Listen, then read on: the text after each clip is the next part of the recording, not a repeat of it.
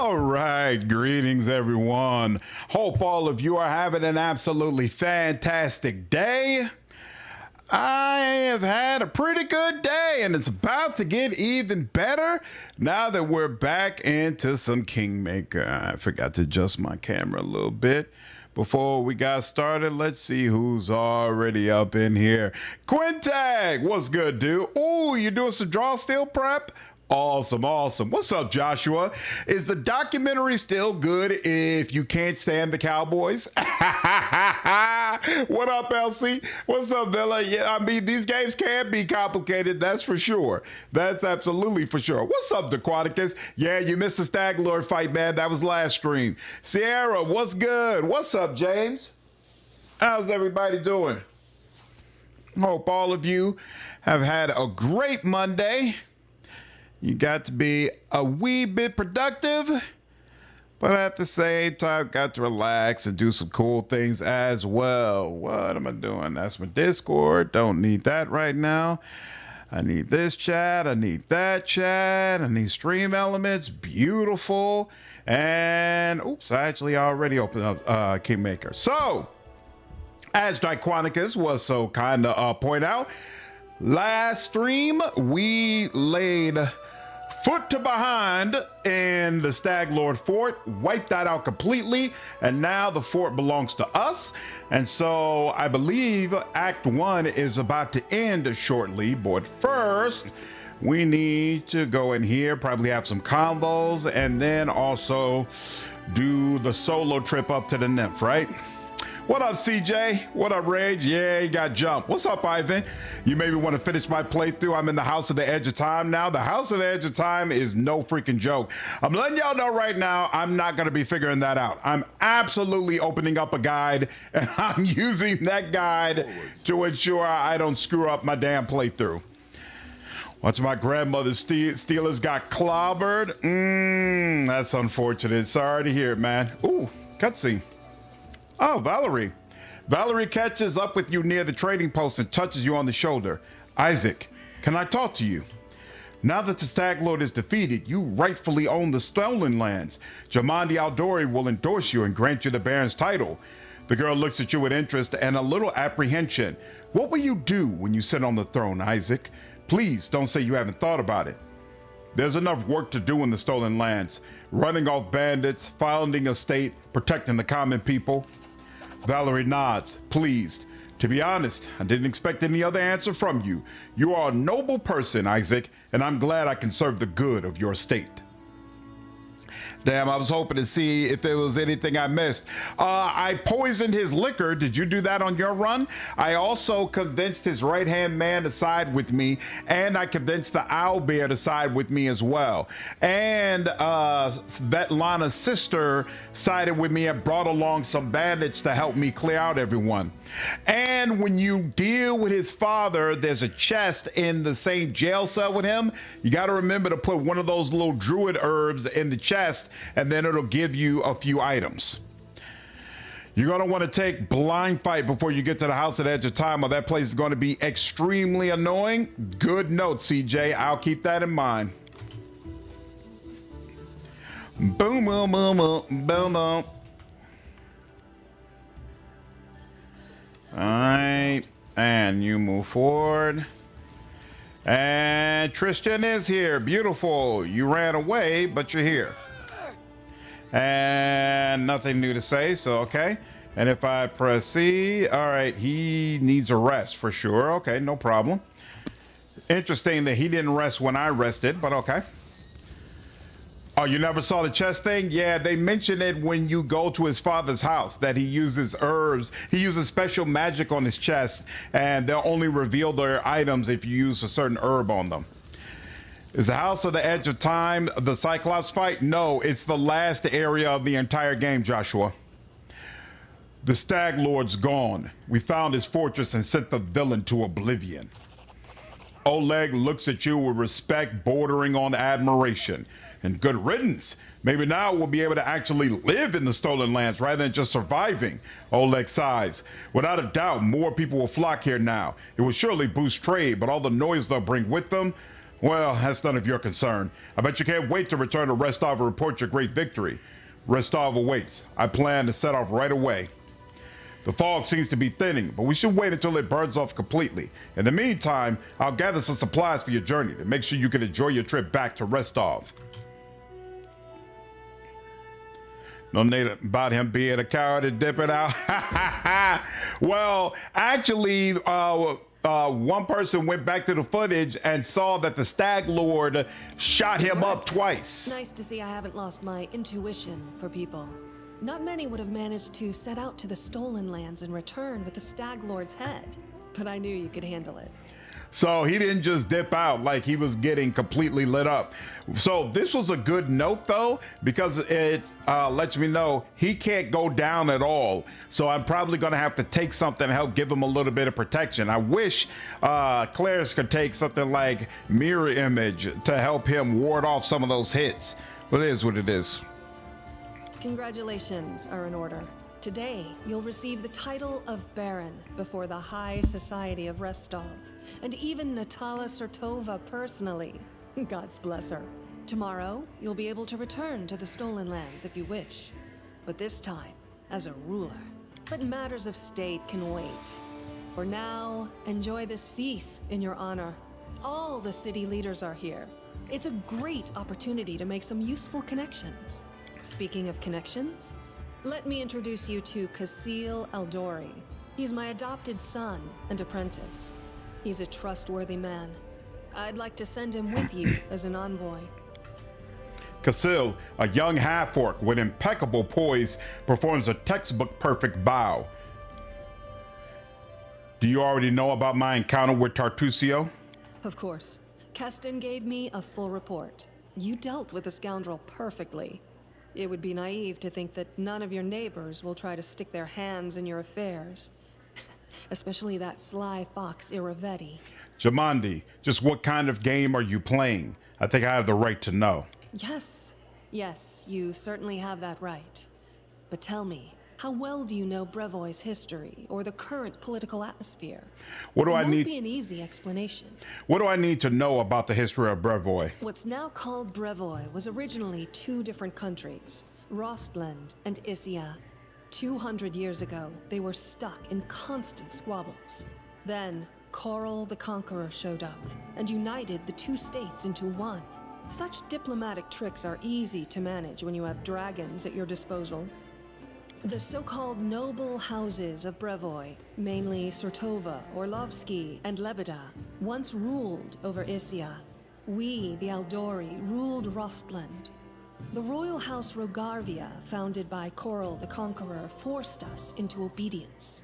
But 200 years isn't long enough to make peace with such a troubled history. Even 2,000 years wouldn't be enough for us to accept Issian rule. Brevoy is a country held together by a thread, and that thread grows ever weaker. What do I need to know about the current political atmosphere? We, the Aldori and the great noble houses, spent 200 years under the rule of invaders, the royal house Rogarvia. We plotted, we schemed, we stabbed each other in the back, but open confrontation was out of the question. But a few years ago, House Rogarvia disappeared. No one knows how or why, but one day, their manners were just empty. And the force that held Brevoy together, that kept us from a bloody feud, ceased to be. That's interesting. Did the Nymph take them? I don't remember this story at all. Brevoy is currently ruled by the House Sertova, the former kings of Issia. But their power pales in comparison to that of House Rogarvia when they were here. So now, Sertova and Aldori stand facing each other, staring each other in the eye, waiting for the other to draw their sword. It's an untenable situation. No one wants a civil war that would drown Brevoy in blood. But peace between us is also out of the question.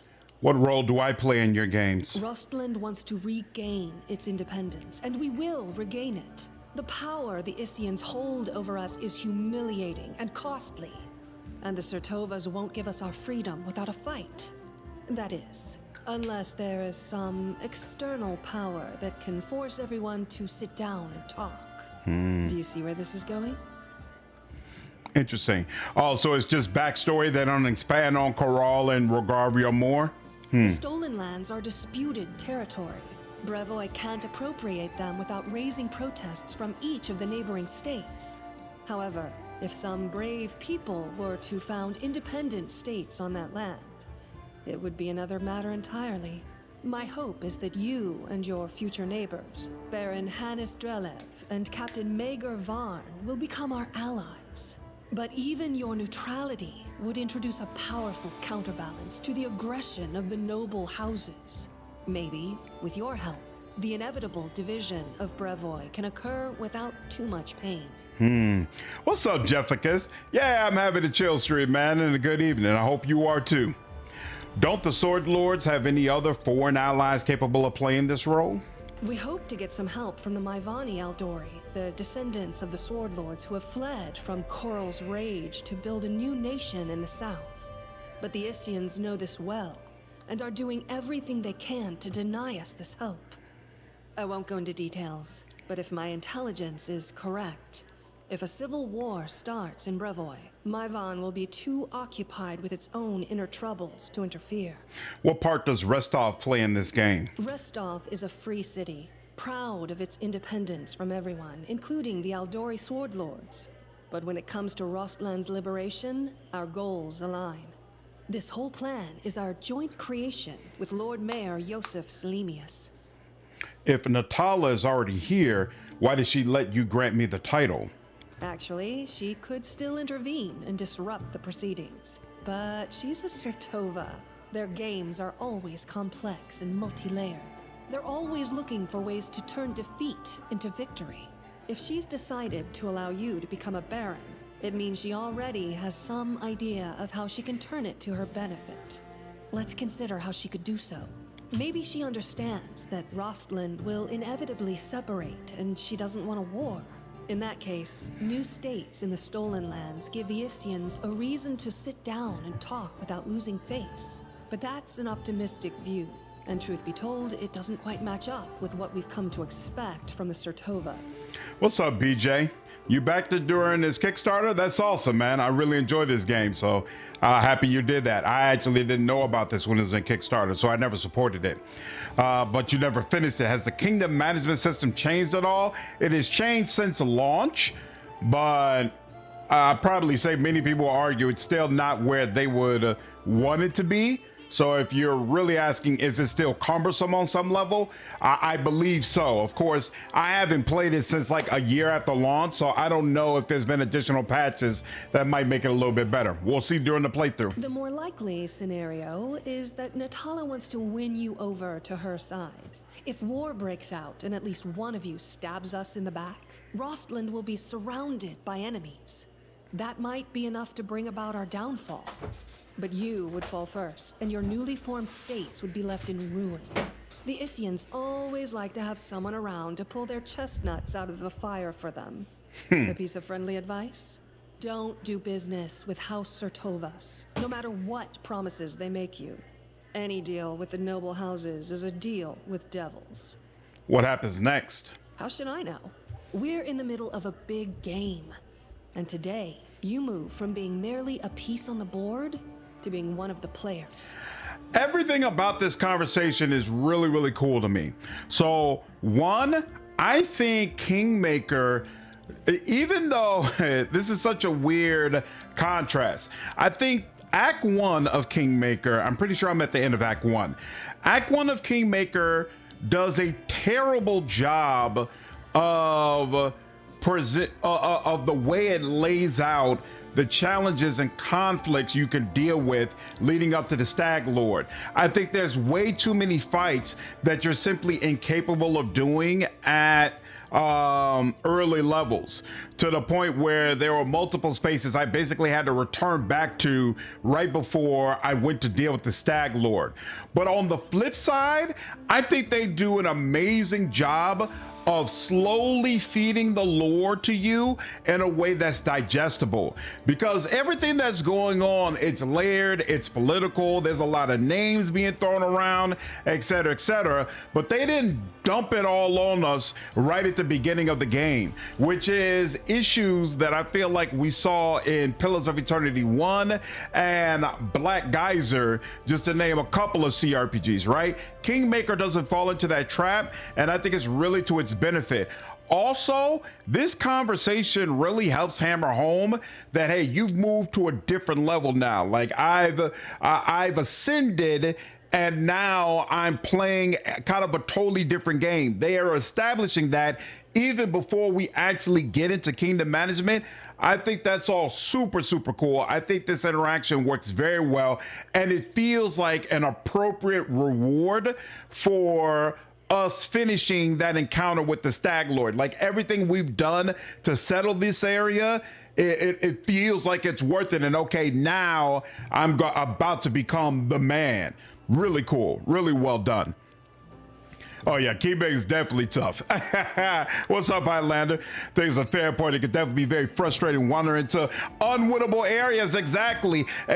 Wandering into unwinnable areas in a game where you're on a time limit for this quest, and so basically they force you to backtrack to a bunch of areas you've been to before. I don't like that at all. And that you're not omnipotent in the land, that sometimes you see an enemy and you need to retreat as opposed to slay. I'm totally good with a sense of danger. I don't like when it feels like it's everywhere. Like when I looked at Act 1, the troll fight, the whatever those creatures with the clubs, I forgot what they're called, the dryad fight, and I think there was one other fight as well. Like there's 4 fights littered around that are basically unwinnable at early levels, and that's on top of all of the chests that I felt like were higher level than they should be as well. Like I felt like it was way harder to unlock some of these chests than it should have been. Metroidvania in a nutshell.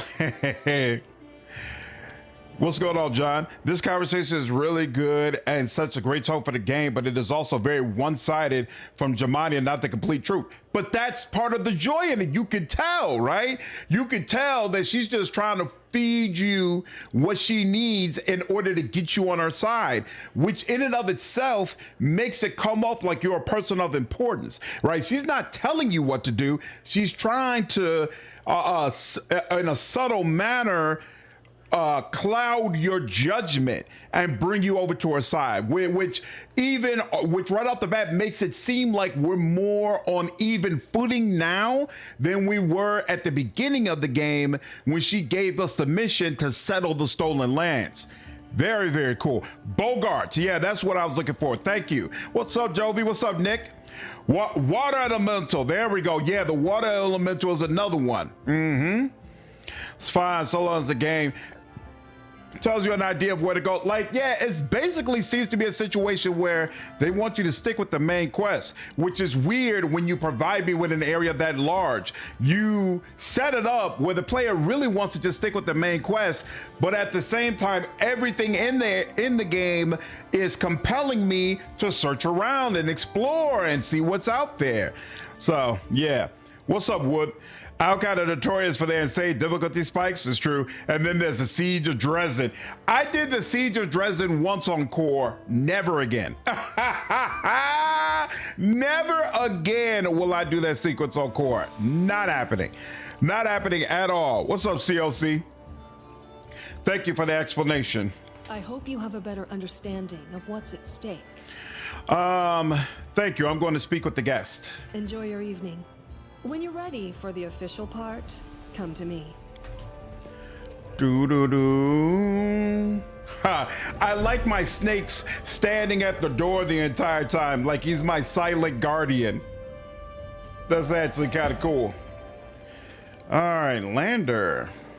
Who are you?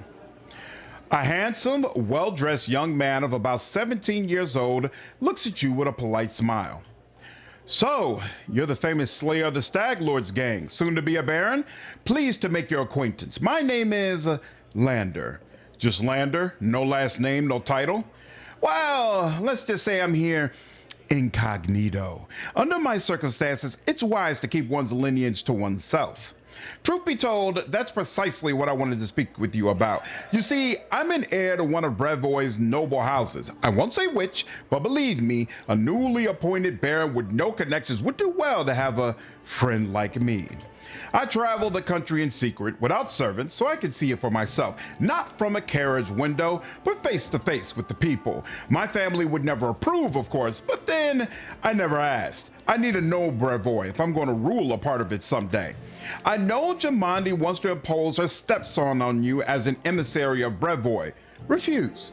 Take me instead. Don't look at my age. While they may have trained this half-orc to swing a sword, I've been training to rule since I was a child. I'll be of far greater use to you, both now and in the future, after I have a firm position in my family.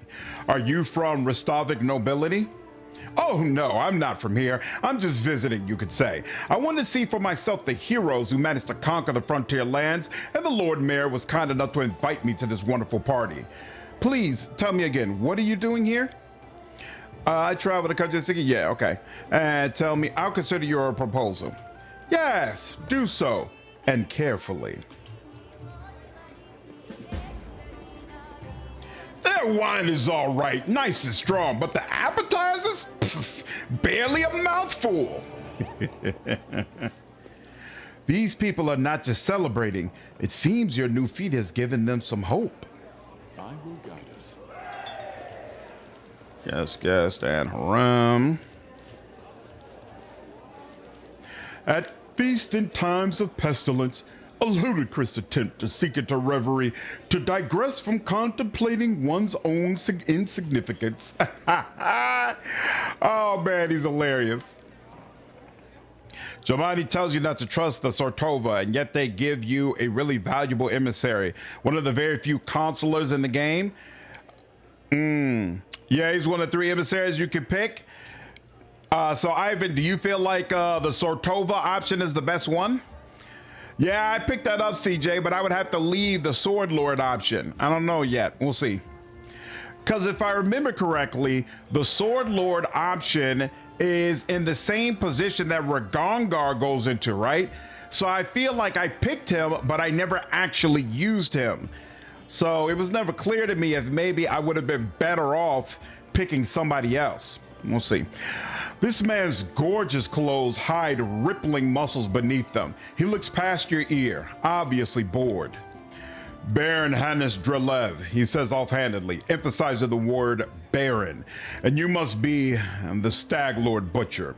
I'm sorry, I quite forgot your name, but you took out the Stag Lord and his gang, and so Sword Lord Jamandi is granting you permission to take his place, right? Well, congratulations. My lands lie to the west of yours. I suppose we're neighbors now. I don't like the way he refers to me as a butcher. All right, that seems a little bit disrespectful, but okay. Do you know what a fluffernutter sandwich is? No clue, James. What is it? Hey, you don't want to use any of the 3 emissaries. Oh, really? Using the emissaries or NPCs is generally worse than using party members because you can't equip them with gear. Oh, and need to waste time, resources training them to keep up with their DCs. Huh, that's interesting. Okay. Kaessi will never be better than Ragongar as a general, especially if you go as Dragon Disciple for another +4 strength. Huh. All right, so that means I need to make sure I keep up with leveling Ragongar. Great note. Right, I forgot that their stats actually matter. 1 second, y'all. Got to do my due diligence here. Ban the bad actors on Twitch. There we are. Okay, so yeah, you're right. The stats matter. Okay, so I got to keep Ragongar leveled up. And yeah, I guess I should focus on things that would help with strength. So Dragon Disciple makes sense, especially since I don't plan on using him at my party. So I don't really need to worry about his build all that much. If the moon were made of barbecue spare ribs, would you eat it? How would I get to it, Rusty's? Peanut butter and marshmallow fluff cream. Telling you, brother, this is a New England thing, but you gotta try it. Really? You like it that much? I do like peanut butter, so I'm down. Geezer, what up, man? Appreciate you following me over on Twitch, dude. All right. Yes, I defeated the Stag Lord. Pray tell, what did you do to deserve your new dominion? A smirk appears on the Baron's face. I don't need to deserve or prove anything. Countless generations of my glorious ancestors have done so for me. If I had a slightly bigger army, Sword Lord Jamandi would have simply given all of the stolen lands to me. Alas, I don't have so many soldiers at my disposal, so she had to urgently make barons of the likes of you and Varn. So you have no army and no special merits. You were just given land for being pretty? Under other circumstances, I'd have you whipped for such words. Yeah, fat chance. But let's not ruin Lady Aldori's celebrations, If you want so badly to measure merits, we could do so another time. Do I meet him again? I don't remember him at all. Interesting. Excelsior, what's up, man? Good evening to you too, dude. You've had fluff before, Wine Guy? I've never had the pleasure. If you could build a party of 4 out of all the CRPG companions you've had, who'd you choose? Ooh, that's interesting.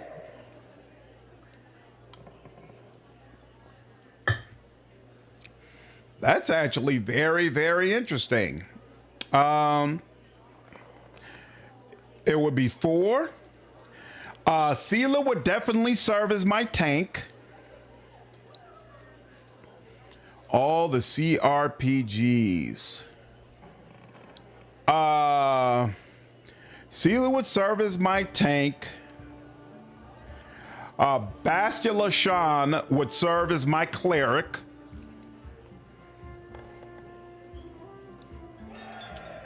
I'd probably have Windewog as my archer, to be honest with you.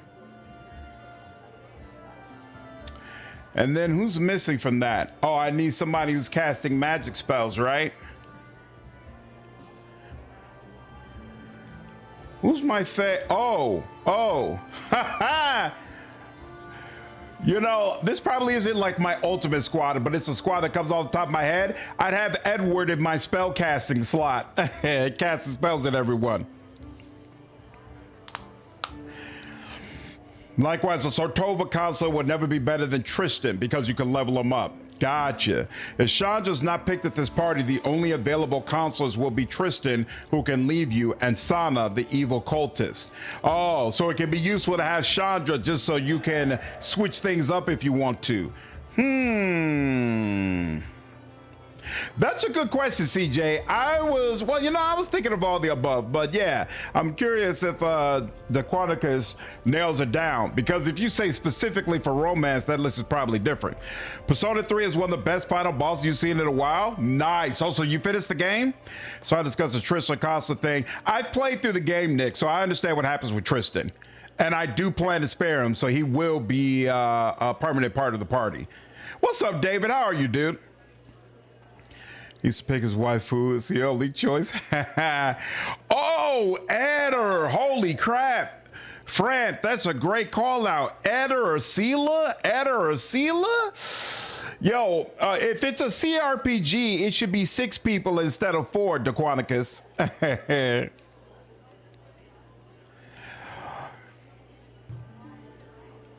Eder is a great call out. I thought about Jolie Bendo too. Oh, Morgan, I forgot about Dragon Age Origins. Oh man, Alistair could be the tank as well. Yeah, this is kind of tough. I don't know, I'd have to put more thought into that. There's a lot of good options. You're not very polite for a nobleman. Ha! Politeness must be deserved. Goodbye. Not even deigning to reply, Baron Drelev turns around and looks away. Wow, we're definitely going to make you pay for all of that. Truth be told, I'm not really comfortable here. I lost my taste for high society. Try that, Claire. They're delicious. Keeg. A handsome man with a weather-beaten face grasps your hand tightly in his rough, calloused palms. Unlike the rest of the guests in their festive clothes, he wears a simple robe. The only luxury you see on him is a holy symbol of Aristil made of solid gold. The other guests look at him with respect, some bordering on awe. Congratulations on your victory, he says in a deep voice. Allow me to introduce myself. I am Ivanki Keeg, High Priest of Aristil and Restov. Diplomacy. Bringing law into the stolen lands is a difficult endeavor. I would be grateful for any help you could spare. I hate failing checks. Oh, and it was just because it was a low roll. I'm like, all this work I put into the persuasion, I should not be failing. Our most pious aspirations are often hindered, but it is not the case that overcoming such obstacles allows us to become closer to God. I give you my blessing, and I believe you'll be able to overcome these hardships and achieve your goals. Do many people at Restov venerate Restal? They revere many gods at Restov. They pray to Abadar, patron of cities, and Pharasma, gatherer of souls. There are also some more rare cults, but there's no denying that the stag god is the largest congregation here, and no wonder. People here have lived off farming and hunting for centuries. You're dressed surprisingly simply for such a festive occasion. The corners of the priest's mouth turn up in a faint smile. The nobles dress in silks and satins to stand out from the poor. A priest wears a simple robe to stand out from the nobles. Hey, nice. The Quarian is better than Alistar? You're talking about Tali? Tali's a great choice too, for sure. Random Save the World CRPG story. I say romance should also be a spot. So let's say 5. Okay. This is Saute at the Kunari board is iffy. Damn, if it's 5, that's still rough. It was an honor to meet you. Goodbye. Arrows still keep you. That's just a regular guard. Whoa.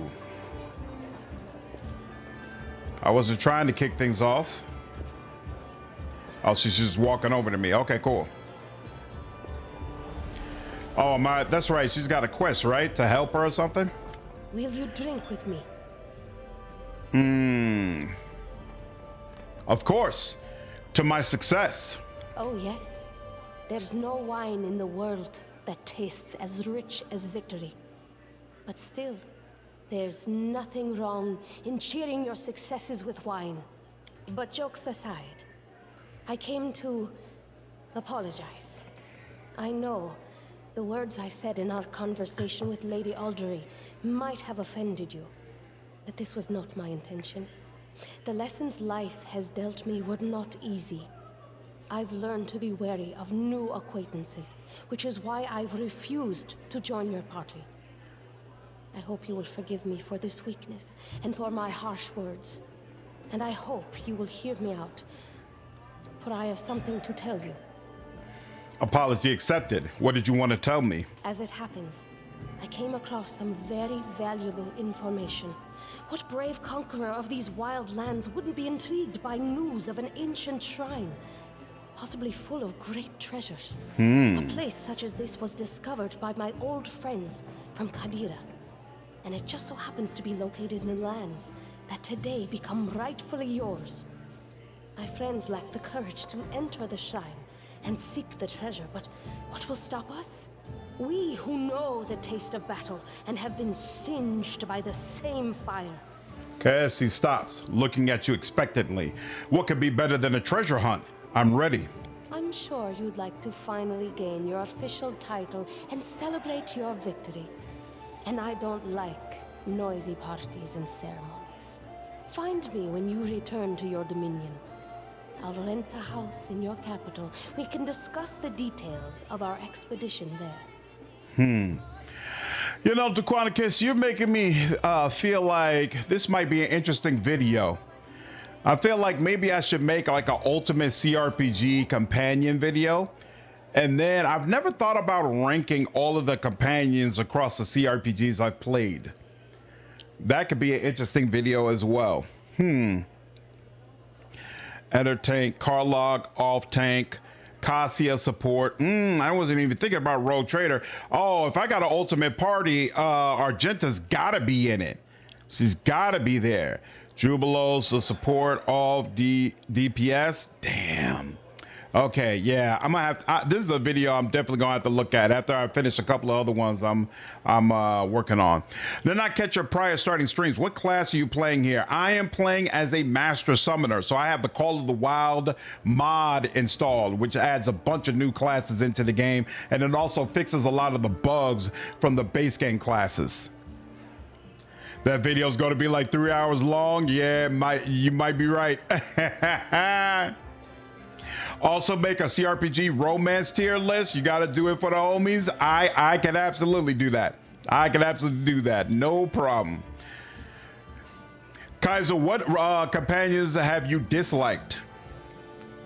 Argentas for the Emperor is amazing. Amazing. So long, friend.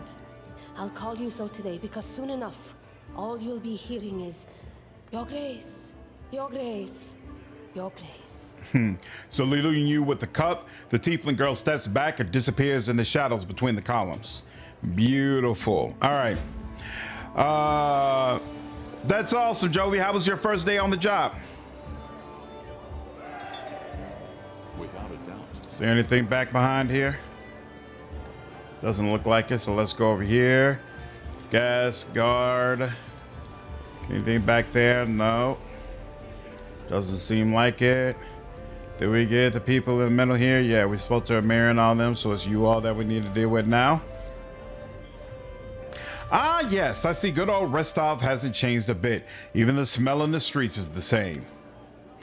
Natala Sortova is discussing something with an unfamiliar old lady in a low voice. Upon noticing you, she breaks into a sugary sweet smile. You were not only tough, but quick. Well, congratulations on your victory. Enjoy it while you can. What do you think awaits me? Nothing good, I fear. The Aldori, our dearest friends, didn't deem it necessary to inform you of their plans, I assume. You see, they're preparing to separate from Brevoy. It will not be a peaceful process. They lack the strength currently, hence using this legal loophole to create some independent allies. Once the civil war breaks out, your lands will be the first to endure a strike from Brevoy's forces. Perhaps they'll erect a memorial stone in independent Restov to honor you. Well, I wouldn't count on even that, really. What would you propose? In your situation, the most reasonable course of action would be to align yourself with the lawful rulers of Brevoy, the noble houses. The Aldori won't dare to rebel, knowing they will immediately become entrapped. You could help Brevoy avoid a civil war, while simultaneously enjoying some well-deserved peace in your lands. I believe Jamandi has already attempted to impose a guard on you as an emissary. I'm guessing her low-born stepson, the green-skinned boy Kaessi. It's up to you, of course, but I would recommend you a different envoy. Please meet Chandra Merve, an experienced diplomat who's more familiar with Brevoy's politics than any brawler could be. The old woman standing next to Natala gives you a slight bow. I would be happy to help you establish diplomatic relations with Brevoy. Is there... So I know there's a brief period of time where I got to be without Tristan, and I guess it would be useful having Chandra so I don't have to use the evil chick, who I'm not even sure if the evil chick is available during that period of time where Tristan is missing. My only hesitation is there a punishment or drawback for having chosen Chandra when you get to the meeting where you try to get everybody to work together? Like, does this backfire on me? I would think not, right? Because I'm pretty sure taking the stepson doesn't backfire to convince Merve and her family to side with me. So I assume the opposite would be true with the Sword Lords as well. Darren, Astaria, and Woljif, some beloved ones for others. Blasphemy. Garrus bromance is absolutely one of the best. He's amazing. I put Garrus and Adair as like my top two ultimate bromance guys. Night Wine Guy, appreciate you stopping in, dude. And what's going on? How are you? Ari, yo, appreciate you using your Prime membership over on Twitch. Thank you so much. You could get the evil chick by then. Okay. The punishment is that she will leave you if you decide to join the Aldori. I don't care about that. That's fine. What's up, Sir Lag? How are you, dude? You chose Chandra because you looked official. Nice. Chandra's portrait is in Wrath of the Righteous. I didn't even think about that. Nice. After the blooming is taken care of, and only if you treat her well. So not so soon. Okay, I don't even remember when the blooming is, but sure.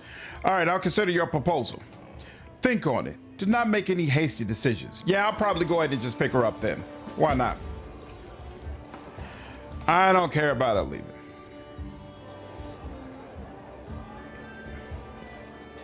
Well, Tartusio, well, scum. And how did we? Maybe I've had one too many today. Pour up to the brim so that, oh, I must be drunk. I forgot the line. This man is obviously more comfortable on the battlefield than in the company of nobles. He's well built, but the expensive waistcoat he's wearing doesn't quite fit properly, as though it was borrowed. He has a few pale scars across his face, and his dark hair is drawn into an unkempt ponytail with a few streaks of gray running through it. He greets you with a broad smile and a firm handshake. Let me introduce myself. I'm Magar Varn, the new ruler of Dunsward, your neighbor to the east. Like you, I'm about to be a baron. Great job with the Stag Lord, by the way. Not everyone could exterminate a whole gang of bandits with such a small team. How did you earn the title of baron? Truth be told, my team and I just happened to be in the right place at the right time. Jamandi Aldori needed someone reliable to take and hold the territory. I'm the captain of a mercenary team, if that wasn't clear. Varnling Host. Have you heard of us? No? No matter. We've done work for Jamandi before. This time, the task was simple. We just waltzed into the area, cleared it of the most brazen monsters, and built a small fort to hold the place. And for that, a barony and land owned. It was a dream job. How do you feel being a noble? Looking at his rich clothes, Vaughn smirks. Like a pheasant on a plate. I've killed all kinds of monsters, but this is the first time I've so strongly felt like turning away could get me eaten. He nods towards an arrogant man in the other corner of the room. See that lad? Baron Drelev. He's not like us. Who knows what generation of Baron he is? Didn't even shake my hand. You and me, we're like dirt beneath his boots. That's why those like us, the newly made nobility, need to stick together. Otherwise, he'd take my land and yours in the blink of an eye. It was nice meeting you. Farewell. Goodbye. Once you settled in, come pay us a visit. How do people rate the Varnholds a Lot DLC? I've played it before. It's fun. If you've never done it before, it's definitely worth doing. You should definitely check it out at least once. They call this a feast? I'd show them some real festivities if they'd let me. Oh, you know what? I never talked to her. I think I completely forgot to talk to her. Damn. I hope that didn't cause me to miss anything. All right, whatever. The most interesting choice is Lander. Not in a positive way, though. Yeah, we're sticking with positive choices. My headcanon is Lander is just some random kid they snuck into the party. So what happens if you choose Lander? Can I talk to you separately, or does this kick off everything? Today is a historic day for Restov, and maybe for all of Brevoy. Varnhold's Lot is good. It is not nearly as punishing as Through the Ashes. Agreed. I own it, but haven't played it. I like the idea of the output of that feeding into the main campaign. Yes, it does. But at the time, I was already 3/4 through the main story already. Yeah, I see. Yeah, it's kind of weird to interrupt your playthrough to do it. I usually... I play it beforehand and then I import it.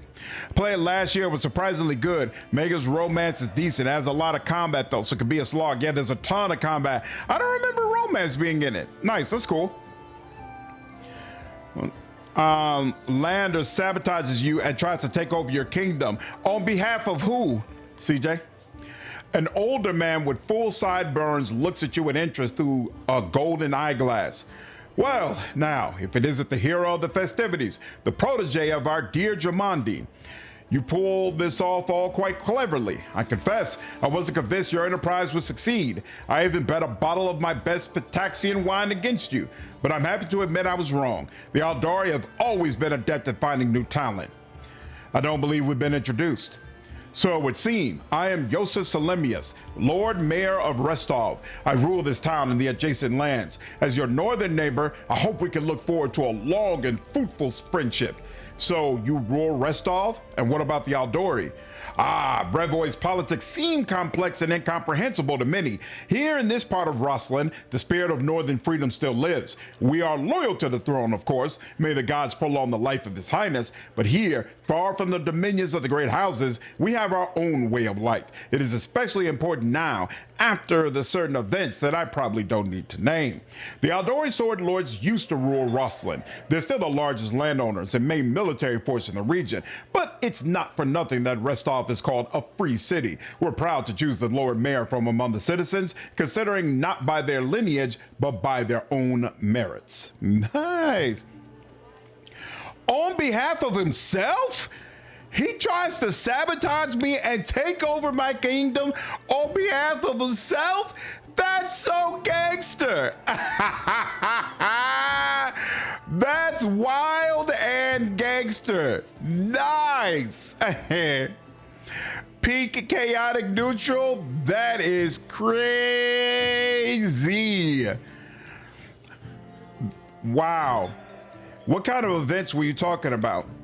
Mayor Semelius gives you a patronizing smile. Why, an aspiring politician needs to be well informed. I'm talking, of course, about the disappearance of the ruling house Regarvia. Can you imagine it? Old man Troll conquered our land 2 centuries ago. It would be a shameless lie to say that nobody wished his royal house could just disappear into thin air. But once that exact thing happened, turned out nobody was ready for it.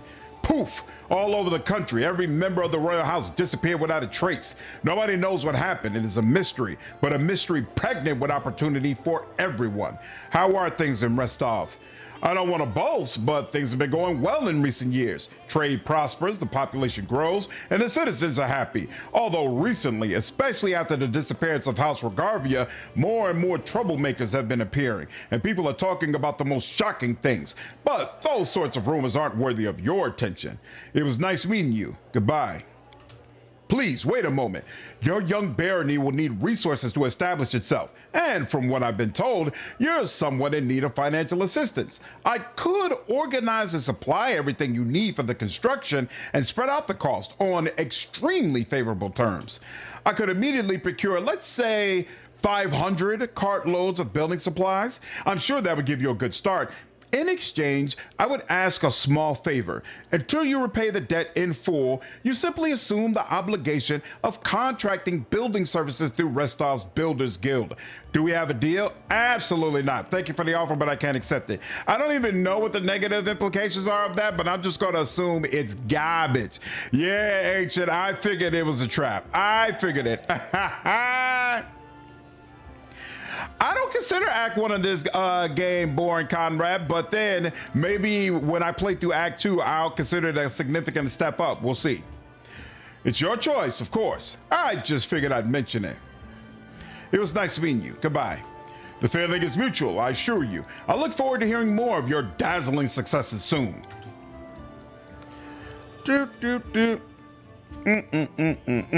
And now let's get our title. How do you like our little gathering? I hope you've made some useful connections. Shall we move on to the official proceedings? Before we begin, I'd like to talk about the envoy I'll be taking with me. My apprentice, Kaessi Aldori, will go with you, won't he? Chandra Merve will be my envoy. The emissary of House Sertova? Well, perhaps it's for the best. As they say, keep your friends close and your enemies closer. Nice! I like that response. She didn't even, I thought she might try to throw a fit or be like, this is disrespectful, but no, she's like, oh, I'm sure you're on my side. I'm sure I convinced you, and you just want to keep your enemies close to you. No problem. We're good thinking. We're still on the same team. That was an excellent way to handle that. Awesome. I'm ready for the ceremony. Excellent. Stand here. Picking Lander if you're playing evil is pretty fun. You can send his corpse back to his family? Holy smoly! That's wild. Lords and ladies, today we are here to honor 3 brave people who have done the impossible. There's more than 3. The stolen lands. Baron Hannes Drelev, Oh. the new master of Glenabon. Probably gonna have to kill you, aren't I? The conqueror of Dunsword. And finally, the tamer of the Shrike Hills, who put an end to the atrocities of the Stag Lord's bandits. Step forward. On behalf of the people of the free city of Restov, I confer upon you this noble title. Rise, your grace. Beautiful. Super, super cool. It absolutely feels like I've reached a new level. I've become something more. During the game, you'll meet friendly clerics. Oh, Arsenal is in here, who can heal or resurrect your companions for a fee. Very, very nice. Victory. The Stag Lord's dead, and the capital of the new barony has been built in place of his fort. That was how the long and challenging taming of the stolen lands began. Long and challenging. Greetings, Baron. Greetings, Baron. Welcome, Your Grace. Kaessi salutes you. You can see he's a bit anxious, and it seems he'd rehearsed his speech many times. Let me once again congratulate you on your victory and your new title. Lady Jamandi transferred me here. I am at your disposal. I'm not one to bestow honors, but I want you to know I'm glad to serve you. Nice. Name the kingdom Naperville. Stop. Jamandi plays our role really well. Incredible politician. Doesn't let your choice of different advice bother or throw her off. And it does make sense the way she frames it. Take a Sartova. Exactly. Absolutely exactly. I'm here to welcome you on behalf of your new capital citizens. The Stag Lord's former stronghold will soon be a thriving city. World travels fast, and the first settlers have already arrived, with new ones approaching as we speak. While you were visiting Restov, much has been done here. Your benefactors, the Aldori, have invested a great deal of resources in rebuilding the city. I stand ready to answer your questions and to show you around the most important sites. Where are my companions? They are all somewhere around here, but I never kept an eye on who went where exactly. Well, I assume Tristan is with Jihad, and you can always find Lindsay. Just follow the noise and turmoil. Are there any citizens I should know about? All the Queen's Jihad is right here. Aristotle's clerics normally don't like cities much, but he's eager to serve you. Also, the emissary from Brevoy is here, waiting for you in the throne room. There's also this curious matter. An elf has paid us a visit. A blind elf. Hey, storyteller! Desna only knows how he managed to get here. He seems a peaceful, even pleasant fellow, though naturally a little odd, so I let him stay a while. It's up to you to decide what to do with him now. That's about it, I guess. Keston scratches his head. What's the mood of the people here? I must admit, I've never seen anything like that my whole life. A city, a whole barony, born right in front of our eyes. The people sense the moment, and today we're feeling proud. As a rule, I'm not too cheerful or chatty. I'd normally feel out of place among all the rejoicing, but today is just one of those days. The main question is, where can I get a drink or three? It's time to toast my victory. Keston hesitates a brief moment, then laughs. I'll make sure to show you the moment we enter the city. The tavern was the first business that opened. Building a city is thirsty work. And I beg your forgiveness for my behavior during your reception. I drank a little too much. It is a day for celebration. I name all my kingdoms in a homebrew game, America. It was Orc America, Dwarf America, Slanderhold, David Olarian. Nice, nice. I'm thinking, can't you name the overall area as well? I think I'm going to rename this overall area to the Corona's Expanse, and I'm going to name my particular city Holy Terra. The relic system in Kingmaker was so bad. Coming back to the game, it's like 16 parts per relic. Yeah, that's one thing I'm concerned about. I feel like when I've only completely played through Kingmaker once, and I remember there being multiple relics that I never got, and in some cases you can't even go back and pick up the items that you're missing. Like if you didn't get everything, you're just screwed. It just is what it is. I'm ready to look around the city. Lead the way. Follow me, Your Grace.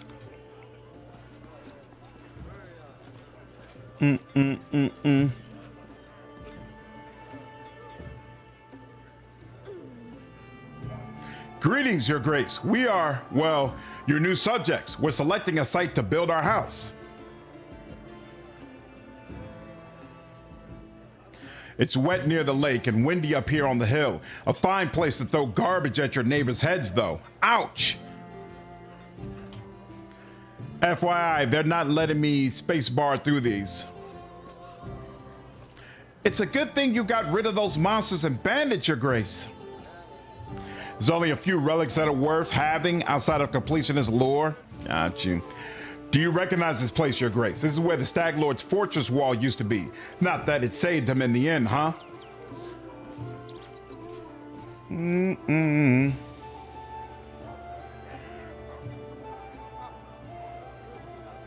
Our workers did a fine job turning this bandit den into the heart of the town. Oh, I don't like them choosing dialogue for me. I might say that they did a shit job. Why is there straw everywhere? The heart of every town is the main square. We plan to hold street festivities and fairs here. Look, we already have our first vendor. Who, if I recall correctly, multiple people have said, I don't need to buy any equipment. That the equipment you get from exploring is more than sufficient. Greetings, Your Grace. And I can, if you turn to the right from the square, you'll end up straight in our tavern. That you can really dedicate all your money to building up the kingdom. I actually have no idea how you're supposed to build up the kingdom, so this is all going to be very interesting for me. The tavern's ale is blessed by Kanan Kalien himself, I swear, and the lady who owns it is a gem. I've heard our baron is tall as a troll, has hair pure gold, and can breathe fire. Oh, that's all nonsense. Well, except for the part about breathing fire. All barons can breathe fire, trust me. Was a word capitalist country, while dwarf America will welcome Your Grace. Glad to serve you. Was capitalist at war society? Relic searcher got a quality of life upgraded. Wrath agreed. Your Grace, those are our guards. They keep order in the city or keep their mouths crap. Oh, that's Harem over there. Ooh, here's the observation platform. I hope one day your capital will grow large enough that we won't be able to see its full extent from this perch. I've always thought it was super cool the way you could come over here and see more of your kingdom. Just awesome. You can buy building materials here, more useful than buying equipment. Got you. The building in front of us is your residence. That's where we'll head to now. Why this guy's talking like you want the one leading that jumping? No, that was me talking. It was going back and forth.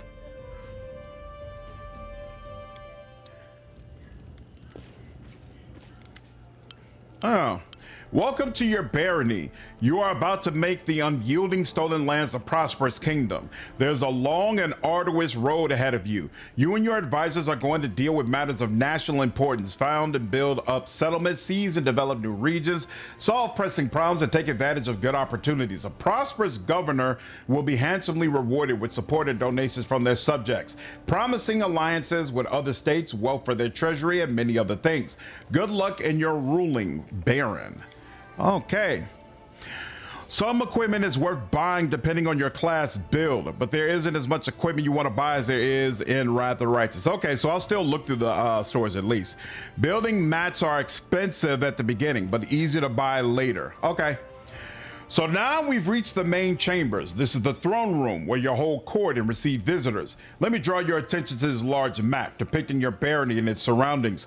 We'll mark all the important scout reports and other news worthy of your grace's attention. Having finished his speech, Keston tucks his thumbs under his belt and stands quietly. It is good to see you, your grace. Chandra Merve, the emissary of Natala Sortova, greets you with a brief bow. Let's dispense with the formalities and get straight to business. As emissary of the Royal House of Tova, I am here to offer you advice and make sure you don't do anything reckless. I hope my experience in diplomacy and policy will be of some aid as you make your first steps as a ruler of the barony. Difficulty level of your barony. You may change the difficulty level of your barony at any time or set it to automatic. It's set to automatic. You won't have to deal with most government decisions. They will be taken care of automatically and your barony will never fail. However, this will also prevent you from unlocking any governance related achievements. The main thing you should know is that the Baron can solve some of the problems by giving orders to their representatives and advisors, but there are some things you simply can't delegate. Issues of special import, such as complicated court hearings or serious threats to security, will demand your personal presence at the capital. Information about these kinds of events will always appear on the map. Okay. Argo, what's up, man? Kingmaker's going well, dude. The store items are pretty good for an early bump in power, just also expensive. Okay. Another part of the game I kind of modded out since it can bug. Yeah, I know that it's going to bug out. Hopefully I won't have to deal with that. We'll see. Remember that you should visit the capital personally at the beginning of each month. By tradition of Brevoy and most of the River Kingdoms, it is then that rulers address the day's most important issues and receive visitors. Today you should choose candidates for the highest position in the barony. It is not my place to offer my own thoughts in this. Your clerics, Jihad and Tristan, were the first to ask for an audience. I shall leave you to your capable judgment. Be wise, and your rule shall be long and fruitful.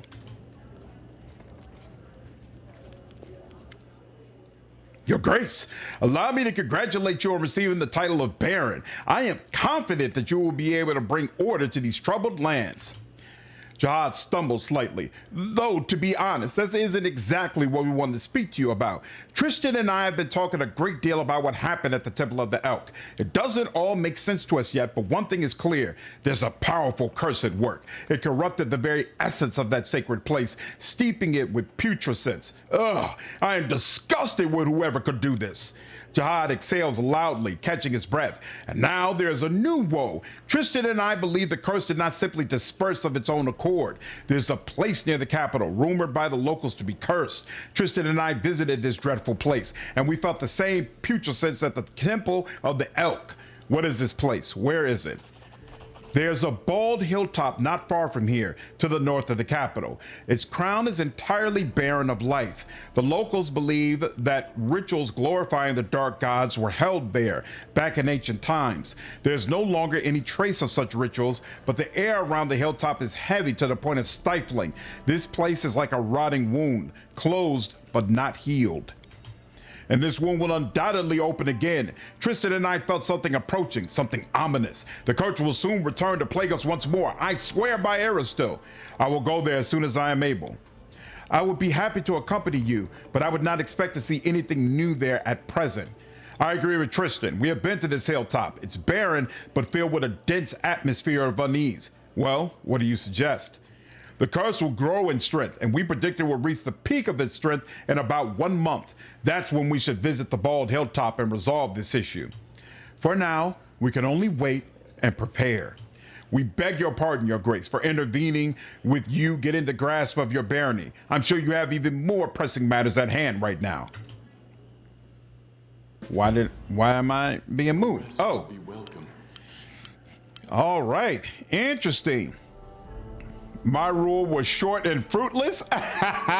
I'll be interested in seeing how you handle kingdom management. All right. So did you last through Act 2? How long did you last, Kaiser? What's up, Barca? So how's it going? I was wondering, what's the first big game we are getting this year? Well, the closed beta for Starfinder Afterlife is supposed to come out in February. And then supposedly the Rogue Trader DLC is coming. It's either coming sometime from April to June. And so my assumption is sometime after that, we're going to get the beta for Dark Heresy. And I think the beta for Solasta 2 is in March. So all the games that I'm really looking forward to for the first half of the year, they're all like betas or DLC, not new releases. What's up, Hensler? How many kings has he made so far? Well, I just made myself a king. Give me some time and I'll make other people king. You didn't get out of Act 2? Kingdom went down in anarchy? Damn. Sorry to hear that, dude. Let's hope I do a little bit better. As lawful good, kingdom management is slightly easier as you can build bulletin boards. Okay, well, that's nice. The barony has 10 basic stats, each supervised by an advisor. Damn, 10? They're as follows: population, loyalty, military, economy, divine, relation, stability, magic, culture, and espionage. Stats increase if your governance is successful and decrease if events don't end well or other negative factors are placed in your way. Don't let your barony stats drop to 0 or lower. This will cause your subjects to riot and your state will begin to crumble. Each stat has certain milestones or ranks within them. Every 20 points in a stat will increase your rank. Rank 1 unlocks a corresponding advisor position for that stat. Further development of the stat and upgrades to its ranks will be possible only if you have an advisor in the relevant position. Governing your barony will require 1 advisor for each stat. You may appoint your companions as well as some of the stolen land citizens into these advisor positions. Each of the 10 positions has at least 3 characters who are qualified to hold it. Not all of these characters will be willing to serve you right away. Some of them will need to be convinced. Appointing others will require completing an assignment for them or rendering some other service. Every advisor acts on their own ideology. They have their own opinions on everything that happens in your domain. Therefore, you may want to select characters whose governance philosophy is consistent with your own. Open the advisor tab on the right side of the screen, click an empty slot, and then select a character to appoint them as an advisor. Each barony stat gains a bonus from a specific ability of the appointed advisor. The exact size of the bonus is indicated in the upper right corner of the advisor's card. Only advisors may address the problems, opportunities, and sudden events that occur in your domain and require immediate attention. Don't leave these positions vacant. All right, the name of the barony cannot be changed later in the game. So wait, before his name is Stolen Lands. Ooh,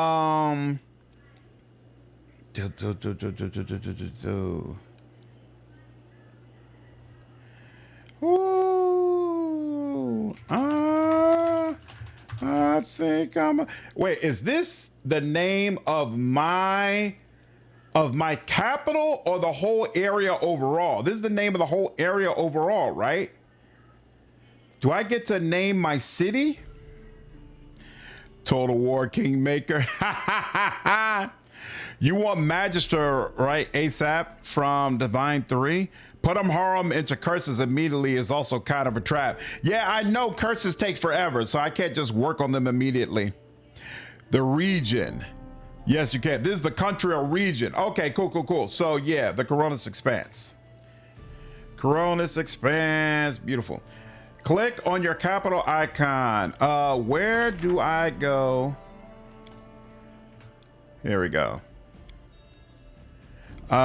Starting kingdom management. Just in case I completely screw this up and we have to go back. Legitimately purchase lands. Oh, that's interesting the way it's shining like that. Okay, so this is where we are, right? So we're right next to water. That's nice. Okay, and it doesn't let me expand or roll back into the map. Interesting. Oh wait, or maybe, okay, so that's what I do. Oh, so I'm in an area called Tuskdale. Oh, my place is called Tuskdale right now. Okay, there we go. And that's the correct way to spell it, right? Hold on.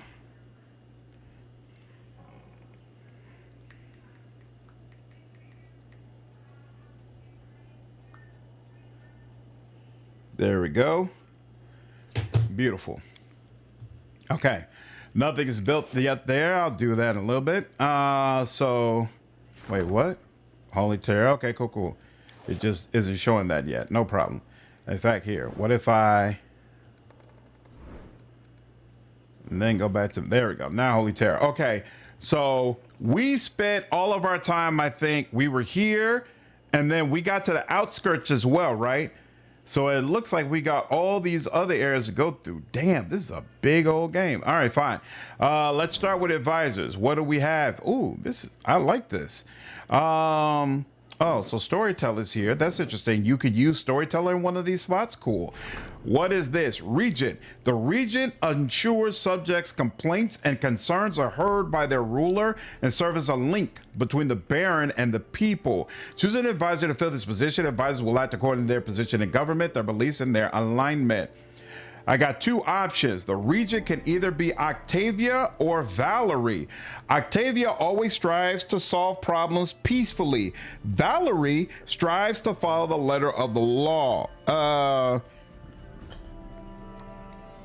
Something tells me that I probably would prefer Octavia in this role, but I don't remember. You can claim the outskirts right now. Okay. Researching curses isn't that bad if you start now, but you can progress it faster if you rush divine.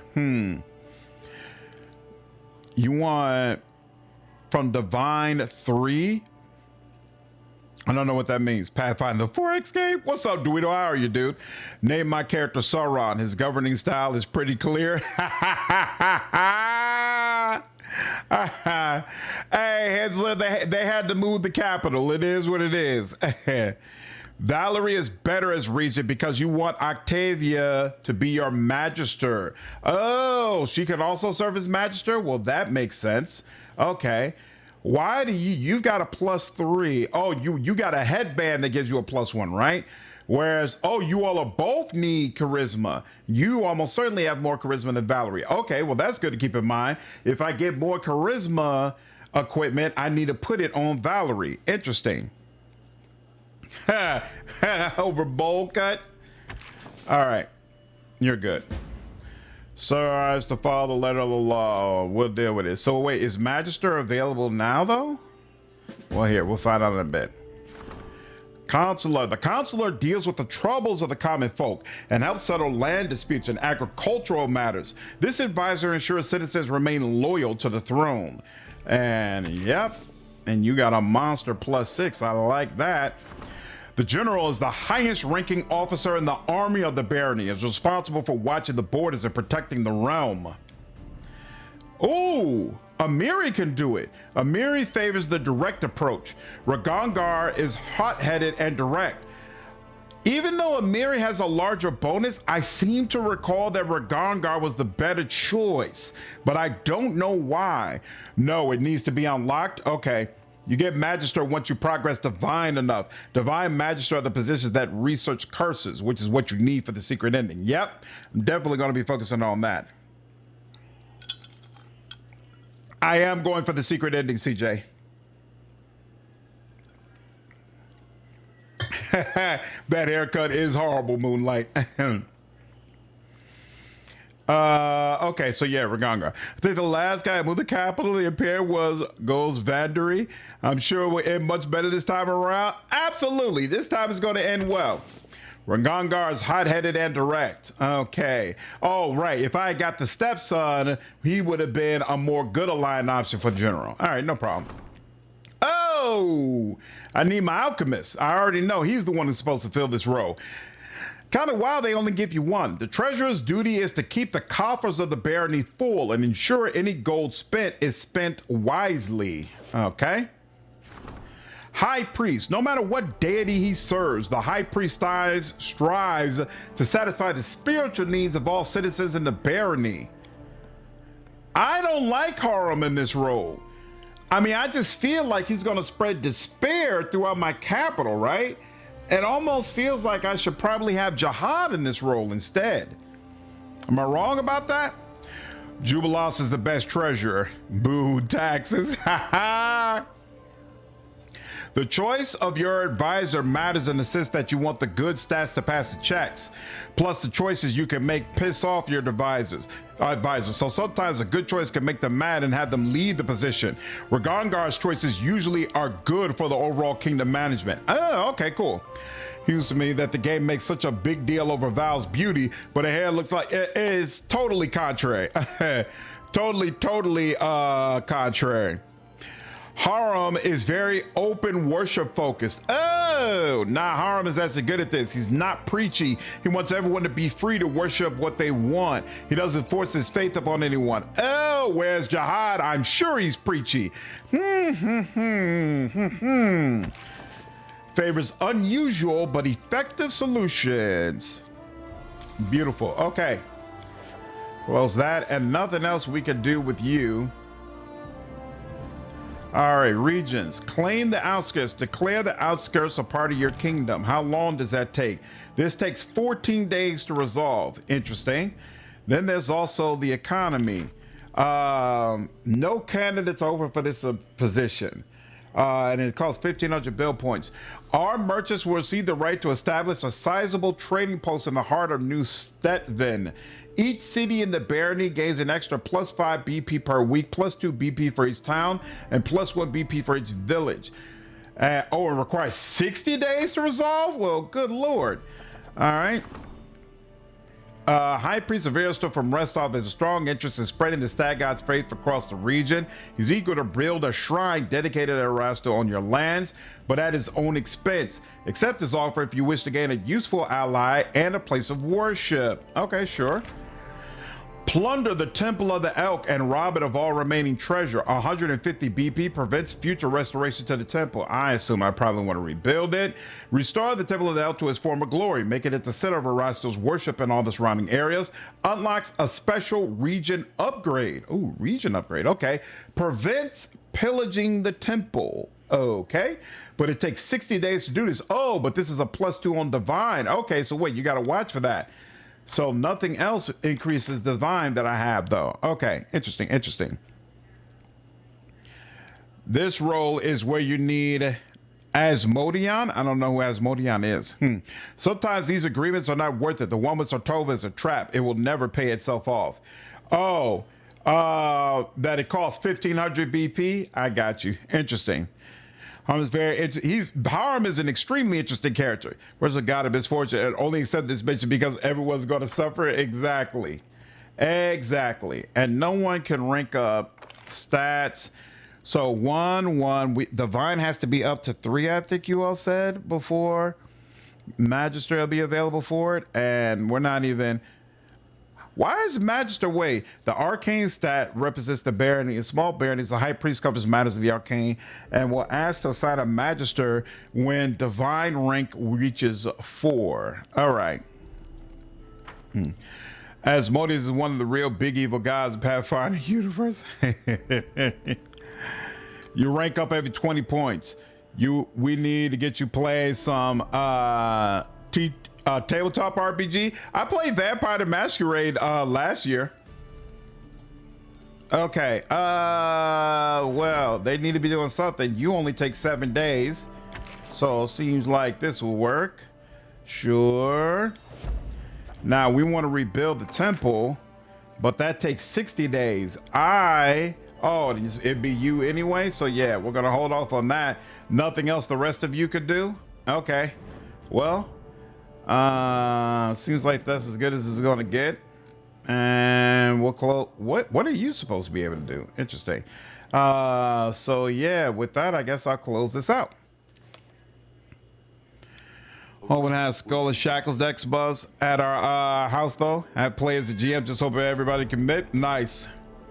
Just put your kingdom on auto. Nah, I'm not doing that, Moonlight. Claim the house course. I didn't think I could, but here, hold on, let me check. I thought I needed another person for that. Since the main quest started, yeah. The fourth, that's right, it was 14 days. The 14 days won't punish you. Okay, cool. You may, hey, look at that. They're telling me to do so. You may claim new regions to expand your territory. Open the regions tab on the right side of the screen and select the relevant project at the bottom of the screen. Claiming a region will allow you to significantly increase your barony stats and found settlements in the new lands. Here's what you must do to claim a new region. Oh, that's right. I need to do some building as well. Meet special regional conditions. That is, complete a quest or reach a certain rank in one of the stats. Collect sufficient BP for the claim. Find an unoccupied advisor who can take charge of the claim. As soon as you start the Kingdom Project to claim a region, time will automatically speed. Oh, wait. It'll automatically speed up for the next 14 days? The time it takes for you and your advisor to claim the region? After the new territory is claimed and annexed into your domain, the boundaries of the state will change and you will receive all the bonuses granted by the claimed region. That's interesting. It automatically speeds up? Well, if that's the case, I feel like... So Holy Terror I got, that's it though, right? Well, if that's the case, I feel like I should build first so that then the buildings would be finished by the time this finishes. So it costs 150 BP. I've currently got 450 BP. And yes, I can use an advisor for that. That's not a problem. So let's go in here and let's enter here and see what buildings we need. There's some cool archetypes for barbarians that would fit skulls, like the Sea Reaver. Nice. Barbarians are way more fun in Pathfinder than D&D, in my opinion. I don't know. Baldur's Gate 3 is the most fun I've ever had with a barbarian. With Tavern Brawler and throwing your damn weapon all the time when it coming back to you, I just had an absolute ball. Don't build too much, just like a longhouse and a building board. You don't want to use all of your BP here. Well, I thought that was the whole point, that you should be just using all of your money to build because you don't have to buy equipment. Yes, plus the buildings will add to your minister stats. Okay, nice. Hate that word, annex. Such a bad word. I prefer liberate. All right, you may construct buildings to increase your barony stats. Each building has a cost in BP and a construction time. You may construct several buildings simultaneously. To start construction, select a building you need from the list on the right side of the screen and place it in the empty slot in the settlement. I also wonder if there are certain buildings that will increase divine. That might help me. Buildings may provide special bonuses if you meet certain conditions. Most commonly, 2 buildings must stand close together to grant the bonus. Make sure you use this feature to your full benefit when planning a settlement. Some buildings can be placed only in designated spots or areas. As examples, a pier must be built on water and a mill must be built with no other buildings around it. Your BP is used for projects and stuff. You'd rather be able to do those and have some small bonuses for buildings. Got you. There's a few key buildings that matter. Bulletin boards, piers. Got you. Okay. I see what you're saying. You have to pay to research curses. I'm probably not going to research curses until I come back from dealing with the trolls. Because well, it depends. Maybe if I can research a curse like while I'm going to deal with the trolls. But if I remember correctly, researching curses took like 40 days, right? Like I'm not going to start that up right now. There's an item from the shop for Miri that makes it so she takes 1 damage when she rages instead of getting fatigued. Ooh, that's helpful. That's definitely helpful. Few things are more satisfying than tossing Dwagar into the drink. Exactly. Stuff like that. Demolish a building to get rid of it and recover half of the resources you spent on construction. If you want to move a building, you have to demolish the old one, getting half the resources you spent on it, and construct it in the new desired slot for half the price. You won't have to spend any extra BP, but you will have to wait for construction to finish in the new location. All right. Build. What spots are available? So I've got a wall spot, a pier spot, and that's, I guess, a watchtower spot. So here, I know for a fact that I think only a pier can go here, right? Like what happens if you try? You can't put like a orphanage over here. So I guess only a pier can be placed in this area. Cool. Now, so this is +1 economy. Wait, what? Oh, and it can be upgraded to a marina when I get to a town. And then if it does that, it'll provide +1 economy and +1 community. Okay, cool. Warehouses and workshops for docking ships, handling cargo and passengers can only be built in a water slot. All right, cool. So let's do that. One of BG3 can be done as a murder hobo. It can. You have time to catch up. Research and curses take 60+ days. It gets easier once you unlock the Magister slot and you have a fair amount of time to complete it. Nice. Since only Magister High Priest can research it, you don't want to leave it for the end of the game. Yeah, no. As soon as I can start doing it, I'm going to, for sure.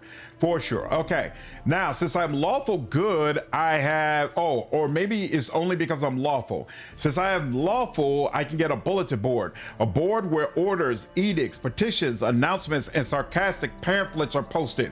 +2 bonus to resolving problems in this region, restricted to baronies with a lawful alignment. Oh, so I get a bonus to resolving problems here. That's why bulletin boards are nice. Well, that's interesting.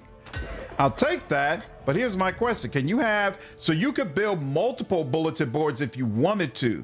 I wonder if that's worth it.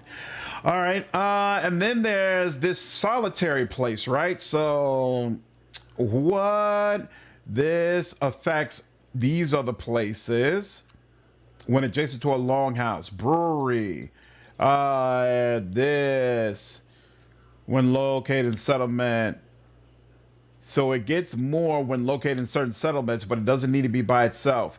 A place to store green and food. So this can go into any of these as well. There was something. Longhouse. Spacious building for holding meetings and discussions. Apparently affects a bunch of different things. Ooh, I get a +1 to divine from this. Problems are more important than opportunity. Yep, problems can hurt your barony. Yeah, that's why I'm going to deal with the trolls ASAP. So wait, let me look at this bonuses. So I needed a 4 in divine to get my magister. Relations, military, community, loyalty. The longhouse provides a +1 in divine. Lumberyard, a mill, a sacred grove cannot be done. Okay. There was something. A monument doesn't help with divine either. That's interesting. Orphanage. Shop, a general store, +1 to economy. Cool. Shrine gives you a +1 to divine. Bulletin boards do not stack. Okay, cool. What's going on, Corinne? How are you, dude? So I just popped in to tell you to remember to get a treasure ASAP. A lot of upgrades are related to your economics. Will do. That's definitely going to be a focus. I'm pretty sure I get my treasure on the way to dealing with the trolls, right? Is it worth, once I've recruited him, going back home to, because I think you have to go back to the barony to actually put him in the treasurer slot, right? Is it worth traveling back and putting him in the slot and having him do something and then go back out to deal with the trolls? Or is it not worth all that and just put him in when you come back? For crafting all kinds of metal, +1 economy, okay. Then we got a tavern, +1 in espionage. Watchtower, tall structure, serves as a guard post and landmark. +1 in military, +1 in stability. Can only be built in a separate slot. Okay, and then we also have a windmill, +1 in community if located settlement with granary or brewery, +2 if there's both. Can only be built in a separate slot. What's better, a windmill or a watchtower? +1, ooh, espionage. Who? Tall structures that serve +1 in military were located in settlement with a barracks. +1 in stability were located in settlement with walls, which this will have. Okay, so wait a minute. We would get a +1 in stability here. Windmill. Would I actually build the things that it wants? Is build a settlement with a granary or a brewery or both? Okay. You can access the kingdom anywhere? Oh, okay. Nice. You don't need to go back home to reach the map? Oh, to reach the kingdom management map? Oh, okay. I thought you did. But I think his event is not too far from the city, so it should be a short trip. Okay, you get Jubileus at the ford of Skunk River, which is right next to your territory. Nice! That's awesome. Okay. The old woman can be a treasurer. When I pulled up the treasury, it didn't have any options. But I'll try to look at it again in a minute. Okay. So, I guess Watchtower, because I'm thinking it gets that +1... Wait, no, but that's +1 to military with the barracks. Kingdom actions can be done from any region you already own. That's what it is. There we go. If you're in a region you don't own, then you cannot access kingdom management. I thought there was something where if you're out and about, you couldn't do it. Since we obviously have the ability to build walls right here, hey, one other thing. I just want to be sure. I can purchase BP, right? And I have 18,000, which means what? Okay, so I should be able, cost. Oh, okay, this is how much it's costing me in money. Okay, so it is expensive, but I have plenty of money. It's not that big of a deal. All right, let's do this. So then... Only tier 1 building that adds to espionage. Oh, I noticed that. I noticed nothing else had espionage. Okay. The ranks of your barony also affect the items you get from your artisans. You want to focus the ones that get you artisans for early once you get your slots unlocked for the new stats. I don't completely follow that, but focus on artisans once I get access to them. Okay, cool. Purchase BBL. Okay, cool. So yeah, we'll take some extra espionage, and since we have the watchtower, which benefits from walls, we'll go ahead. Oh, why isn't there a walls option? You put the walls over here and then don't let me build them? Whack. Oh wait, here we go. Wooden wall. I was just looking for wall. Wooden wall. There we go. 30 plus. Oh, +1 military. Just straight up. Nice. Effects. Watchtower can be upgraded to stone wall, and that would provide another +1. Cool. And then there are two things that added to divine. First is a longhouse. So spacious buildings for holding meetings, +1 community, divine, and culture. Now this affects a whole lot of different things, so I guess I should put it right in the middle. I don't even think you can unlock espionage until Act 5. Nice. Which is probably has no concept to that. All right, we'll put longhouse in the middle because apparently it interacts with a ton of different things. And then is a shrine one of those things? A shrine, small shrine, a similar holy site, +1 to divine when adjacent to a monument, and +1 to loyalty when adjacent to a longhouse. Now, we won't build a monument now, but I want to see. A monument could be a statue of a city, founder, or bell tower, or large tomb, public art display. Looks like monument doesn't care where it is. So I'm going to say that we'll put you here, and you'll benefit from the longhouse, and then later on we'll put the monument here so you can get that benefit, and then you don't need to have access to anything else, and then that's it. That's all I need to spend money on. We can go ahead and close this out. Right, there's nothing else that I really, oh, you know, I mean, I could put, so this is gonna, I need a rank of 4 in divine, right? Oh, but you know what? I got a project that will increase divine by 1 more. So I could just wait for that instead of trying to place 1 more shrine there. But I kind of feel like just going ahead. Hey, does it tell you how long it's going to take? 7 days. Can't see for there. 5 days. Okay, so this stuff is relatively quick. Here's what things always were crazy for me, the kingdom management. That and time limits, my kingdom was always failing. I really should have automated it. People keep saying that. Hopefully I don't have that issue. We'll see. You don't mind the kingdom management, Duito? But still, my most #1 game played on State of Solaris. I've never played that. Instinct. I really do think Kingmaker will make an epic Total War game, though. I've never played Total War, so I can't comment. I could spend, it's just 38 BP. I could spend another 38 BP and get divine up to 4 right off the bat. And you don't want to stack build. Oh, you don't want to stack build in the same settlement. When you upgrade the city, you'll get more slots and more buildings. A lot of buildings take 2 to 4 slots. I wouldn't mind destroying this though.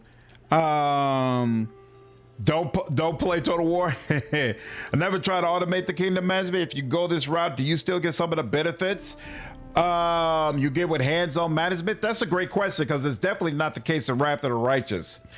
I was thinking I could just put the shrine here and then tear it down later when I don't need it, but it's only 1 more divine. I assume the game will give it to me at some point. So let's just go. All right, now Regis, claim outscore. You need divine 80 to get oh, it's the Roman. You need to get to 80 divine. Oh, kingdom stat value, kingdom stat rank. Oh, I was thinking I could just stack up a couple of them, get that divine 4 and get my person. Oh, that's interesting. That's interesting. What's going on, Shargan? I love your Wrath of Righteous Road Trader Let's Plays. Excited for this? Hey, that's awesome, dude. I hope you enjoy it, man. Hope you enjoy it. All right, let's go ahead and claim the outskirts. So they said we're just gonna automatically take this, right? So I guess we can go ahead and start claim. You know, my only other you know what? Let's just do it. We're here. Let's take it.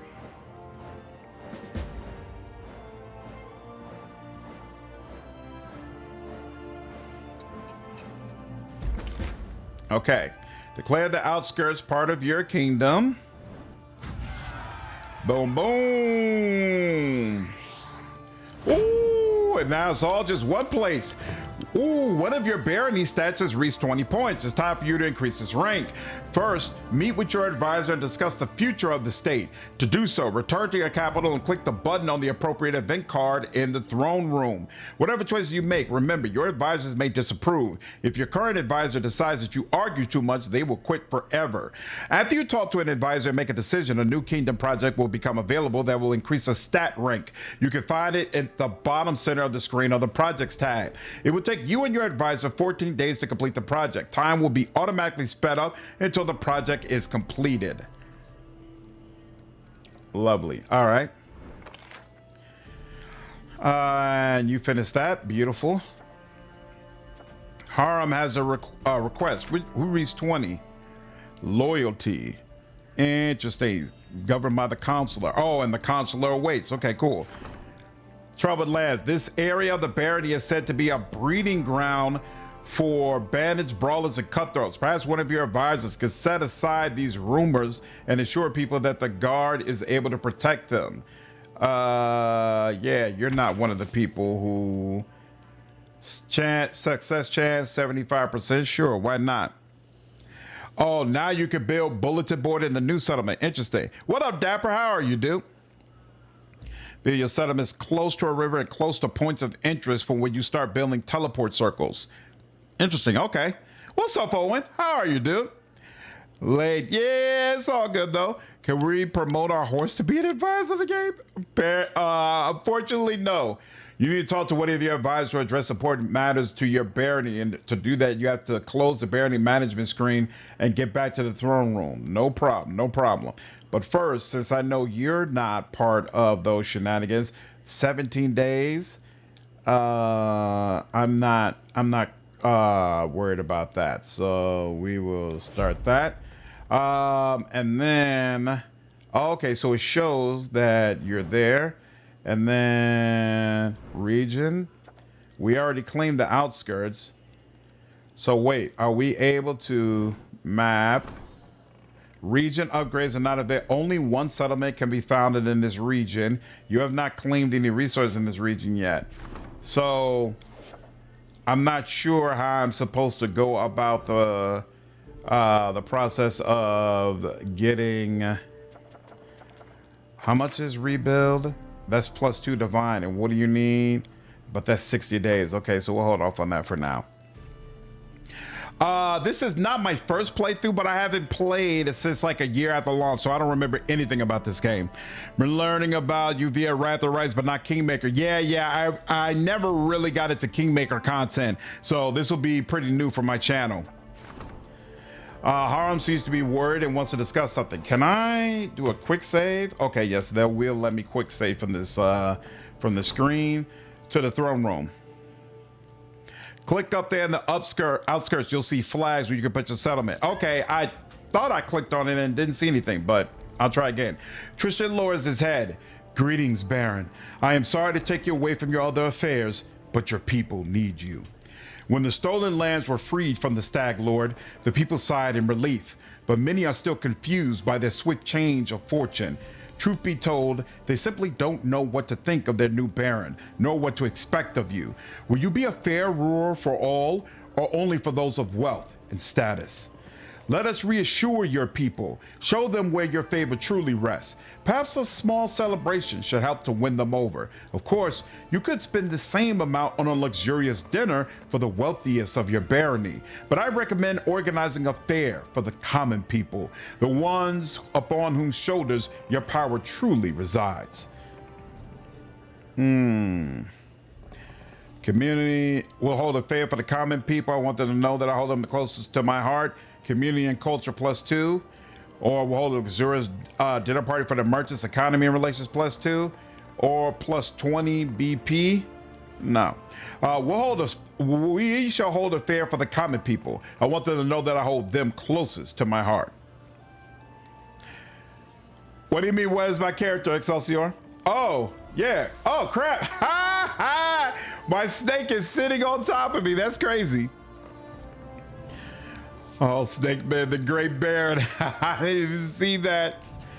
Tristan smiles warmly. We will hold a common celebration where everyone will be welcome, including the poor and downtrodden.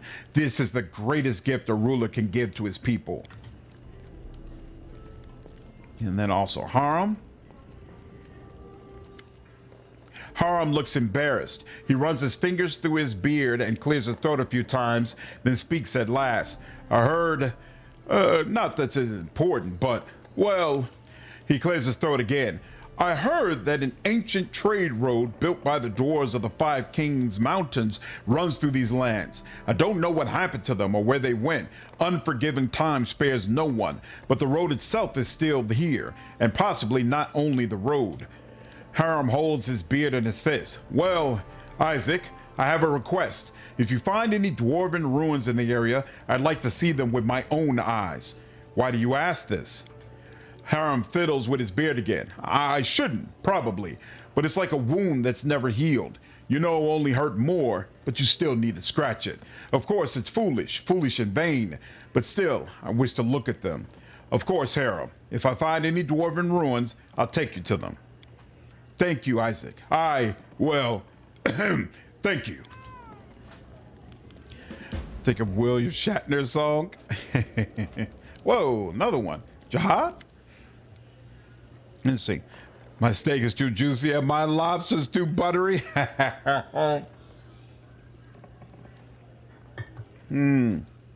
Your Grace, I was at Oleg's trading post recently and I noticed old Boken just standing there, bored to death with nothing to do.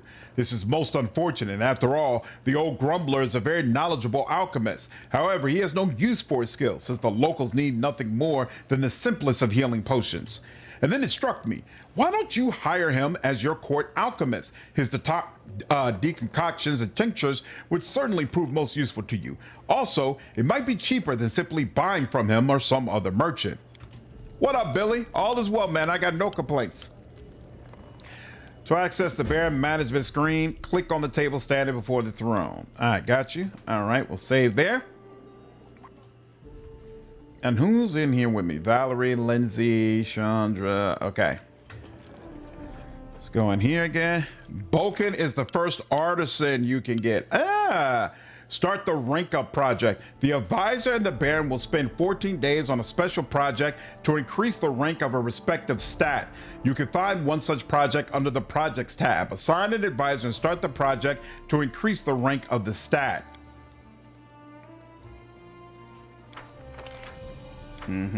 Dealt with those two.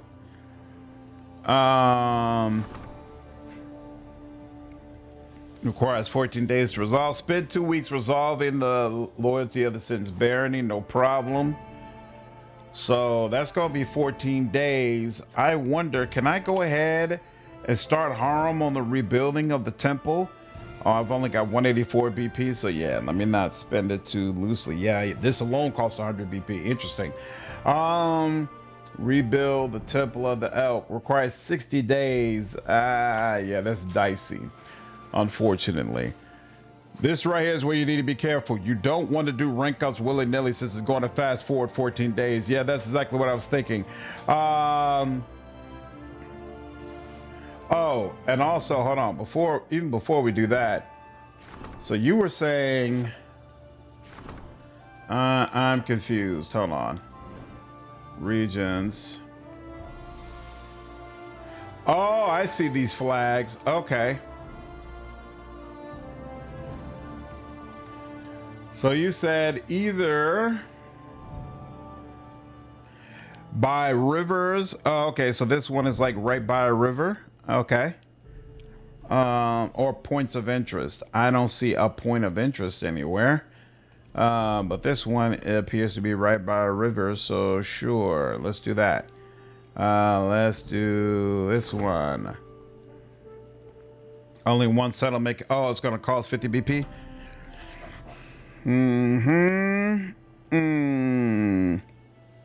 Travel to west a lot. Yeah, that's what I figured.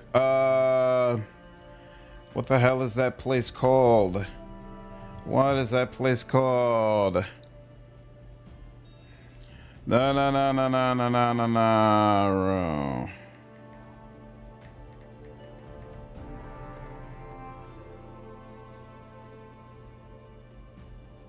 There we go. Woohoo! And build that. And that. Increase the rank of any barony stat. No problem. Let me just enter this real quick. Just curious what's here. So I got a river. I got a wall. Got a couple of spots over there. Interesting. Herbalist house. All right. I'm not going to go crazy with this just yet. Let me hold off. Okay, but I established that. And now rank up. This requires... Oh, this doesn't require anything. It's the other one I was looking at that required something. I feel like I should make sure I search around... Because I haven't talked to everybody here or picked up all the quests that are in the city. I assume there are quests to pick up and things to do. So let me do all of that first and make sure I have an idea of what kind of time I'm working with. And then we'll go ahead and do the rank up. Keston, what's good? How may I serve you, Your Grace? Keston nods at you, pauses a moment, then bows awkwardly. What did you do to be exiled? I believe I have a right to know. Fair enough. For a Garess, the prosperity of the house and the honor of the name stands above all else. And I was betrothed to a widow from another noble house. Oh yeah, we already did that. Yeah. If I would offer you a public position, what job would you like to do? I believe I can manage to uphold the law. Being a warden would suit me well. There we go. All right, I'll see you later.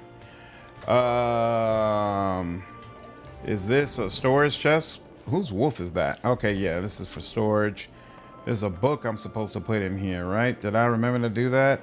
Why is it automatically moving around? Stop. There we go. Yeah, that's the one. All right. And there's some gear in here that I actually need to take a look through. Chandra Merve, envoy from the Royal House of Brevoy, bows her head courteously. Baron, it's good to see you. I'd like to learn more about you. You are well within your rights, Your Grace. What would you like to know? Indulge my curiosity. Do you have family, close relatives? Of course, a daughter and 2 grandsons. The boys are a bit spoiled, but they show promising talent. I hope they'll go far. Chandra shakes her head, a faint smile on her face. Now, if you were to ask me where they live, I would have to promptly redirect the conversation. The first thing any good diplomat learns is to hide their weak spots. In all of Brevoy, only Lady Natala and King Noleski know where my family lives. You must have seen a lot over your years of diplomatic service. Do you have any stories that stick out as particularly interesting? An interesting story, you say? Well, I once had to spend a summer in Artum. This small kingdom in the River Kingdom suffered from frequent bandit raids, and one gang in particular, practically a small army, was especially troublesome. They had somehow managed to find an informant from within the court. This unfortunately gave them plenty of information to interfere with trade in the area, including trade with Brevoy. Projects or tasks that take 2 weeks can be trickery due to other projects that have deadlines to start them. Must be started before the end of the month, if my memory is correct. Interesting. What's up, Baraz? Yeah, I really want to rebuild that Elk Temple, but I feel like I need to wait until I'm actually leaving to deal with the trolls.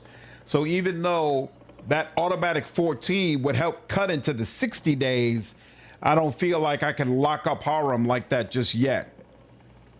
That's my vague memory how they were tricky. Yeah, I would agree with that memory. I feel like that's correct.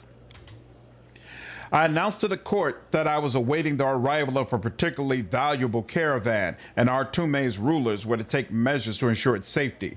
A squad was sent to meet the caravan, but the bandit gang struck and swiftly slaughtered the soldiers, capturing the cargo. The bandit leader was triumphant, and 3 merry bards started spreading news of his victory far and wide. What's up, Fami? How are you, dude? Scott asked who your envoy was, but then I saw this hag. Still pissed she ditched me simultaneously with Trista's inavailability. What? She disappears at the same time that Tristan isn't available? The whole reason I got her was so that she could sub in while I didn't have access to Tristan. That sucks.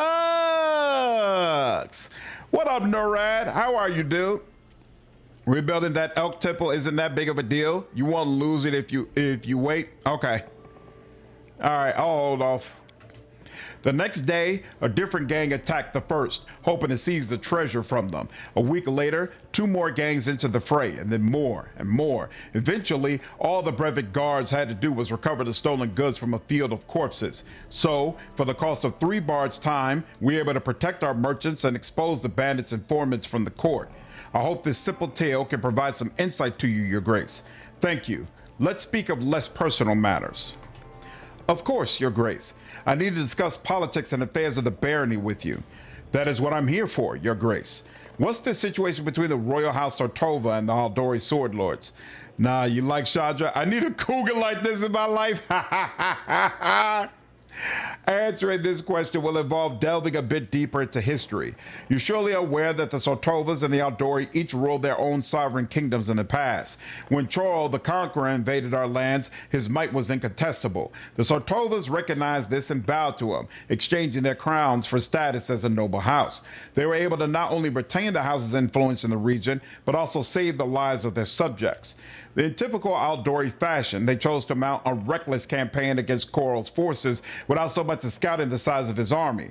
As a result, their own armies were decimated when they encountered his red dragons. But instead of taking a lesson from the tragedy, the Sword Lords chose to nurse their grievances over the past 200 years, and now they may have finally found a way to strike back. The Aldori aren't even a true noble house. They're a motley rabble of upstarts who take their name after they learned the secrets of the Sword Lord's dueling style. There's little actual noble blood spread among them, but they're impulsive and ambitious. They obsess over the past rather than focusing on the current and future prosperity of Brevoy. They need to be controlled, and House Sartova can see that clearly. That's the situation as I understand it, Your Grace. Propaganda. What can you tell me about the River Kingdoms?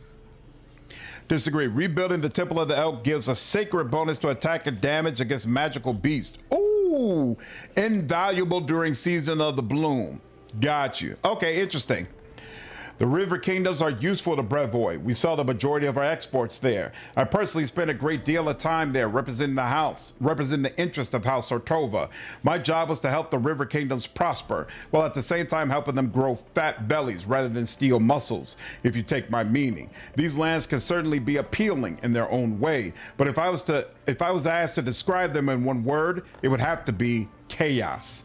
From a political standpoint, only Patax and its ruler, King Iravetti, have any real power worth watching, both as an ally and as a potential enemy. I have questions on other topics. Ask, Your Grace. I'm happy to help. How long will you be staying with us? I'll remain for as long as Lady Sartova deems it useful. You need the advice of an experienced advisor, so I'll provide you with information to the best of my ability until my lady calls for my return. I'm looking for new advisors to assist in governing the country. Would you consider taking a position? Your Grace, my whole life I've been a counselor, and I don't see myself in any other role. I am well familiar with all the mechanisms that help to ensure the loyalty of the citizenry, or at least a part of it. If you assign me to this position, I'll direct all my knowledge and experience to your benefit. Thank you. We'll speak another time. I'm playing core. Weenie Hut Jr. difficulty? Nah, I'm playing core. And I was getting my ass whooped for a couple of sessions there, but the last couple of ones I feel like I've hit my stride. Season of the Bloom is Act 3. He's in troll trouble, right? Yeah. So when I get the word to go deal with the trolls, I'm gonna activate the elk thing there, and then hopefully all the time I spend dealing with the trolls or whatever else I have to do, by the time I come back, it'll all be cleaned up, or at least close to clean up. How do you like it in my party? I think it's grand. You have a fine gang of lunatics here. I myself am no noble from high society. But seriously, Octavia and I never even dreamed of a leader like you. We imagined we sit in the woods and rob wagons, maybe join a band of mercenaries, but we never expected to become the henchmen of a local ruler. Not to mention such a pretty one. Ha ha. Ragangar winks at you playfully. I thought you and Octavia were together. Wouldn't she be jealous? Octavia and I are connected, and this connection cannot be broken. We grew into each other, you know. Jealousy is for weak cowards who don't trust each other and are scared of being tricked. If a knight on this side threatens your love, that just means there was no real love to begin with.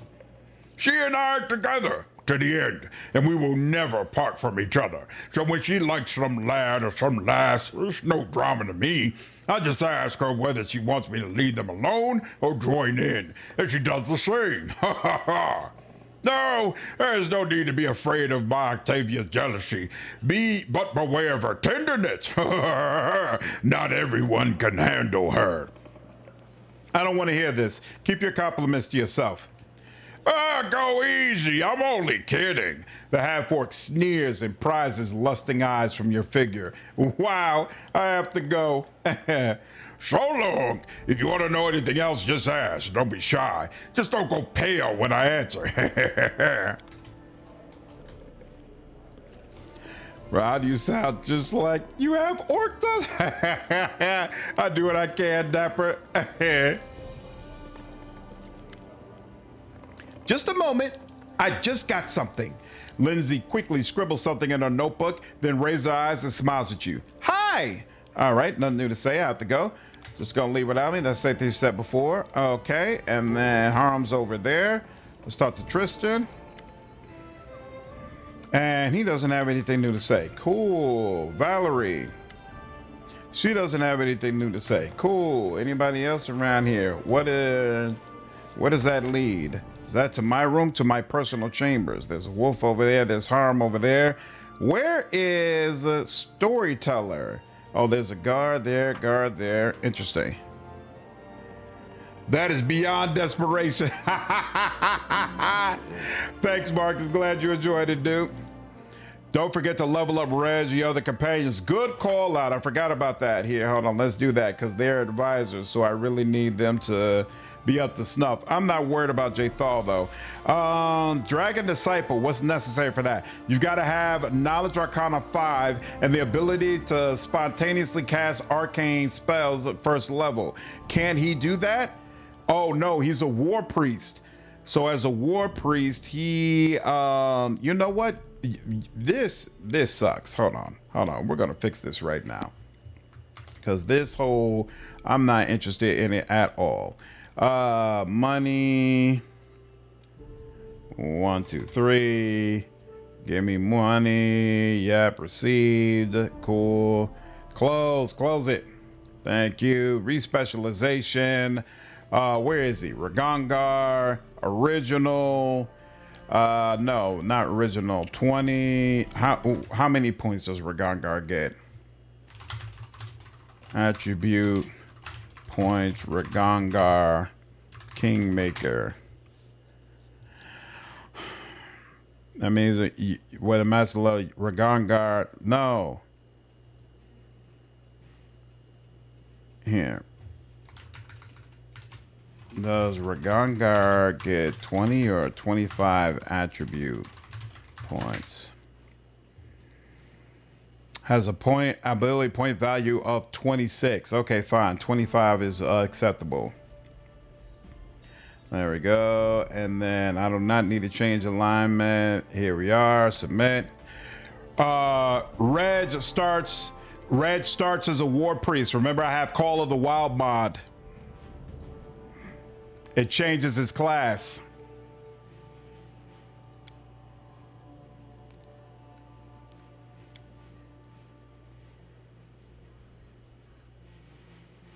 I do like him as a Magus, though. Oh, you know what? You all keep talking about Sword Saint. I'm not going to play around with it much, but I'm going to just go ahead and make... Wait, actually, though, does Sword Saint find it acceptable that you... Sword Saint adds 1 point of intelligence bonus per Magus class level as a dodge bonus to the armor class. Sword Saint is called flat-footed, otherwise denied a dexterity bonus. Charles loses that. Interesting.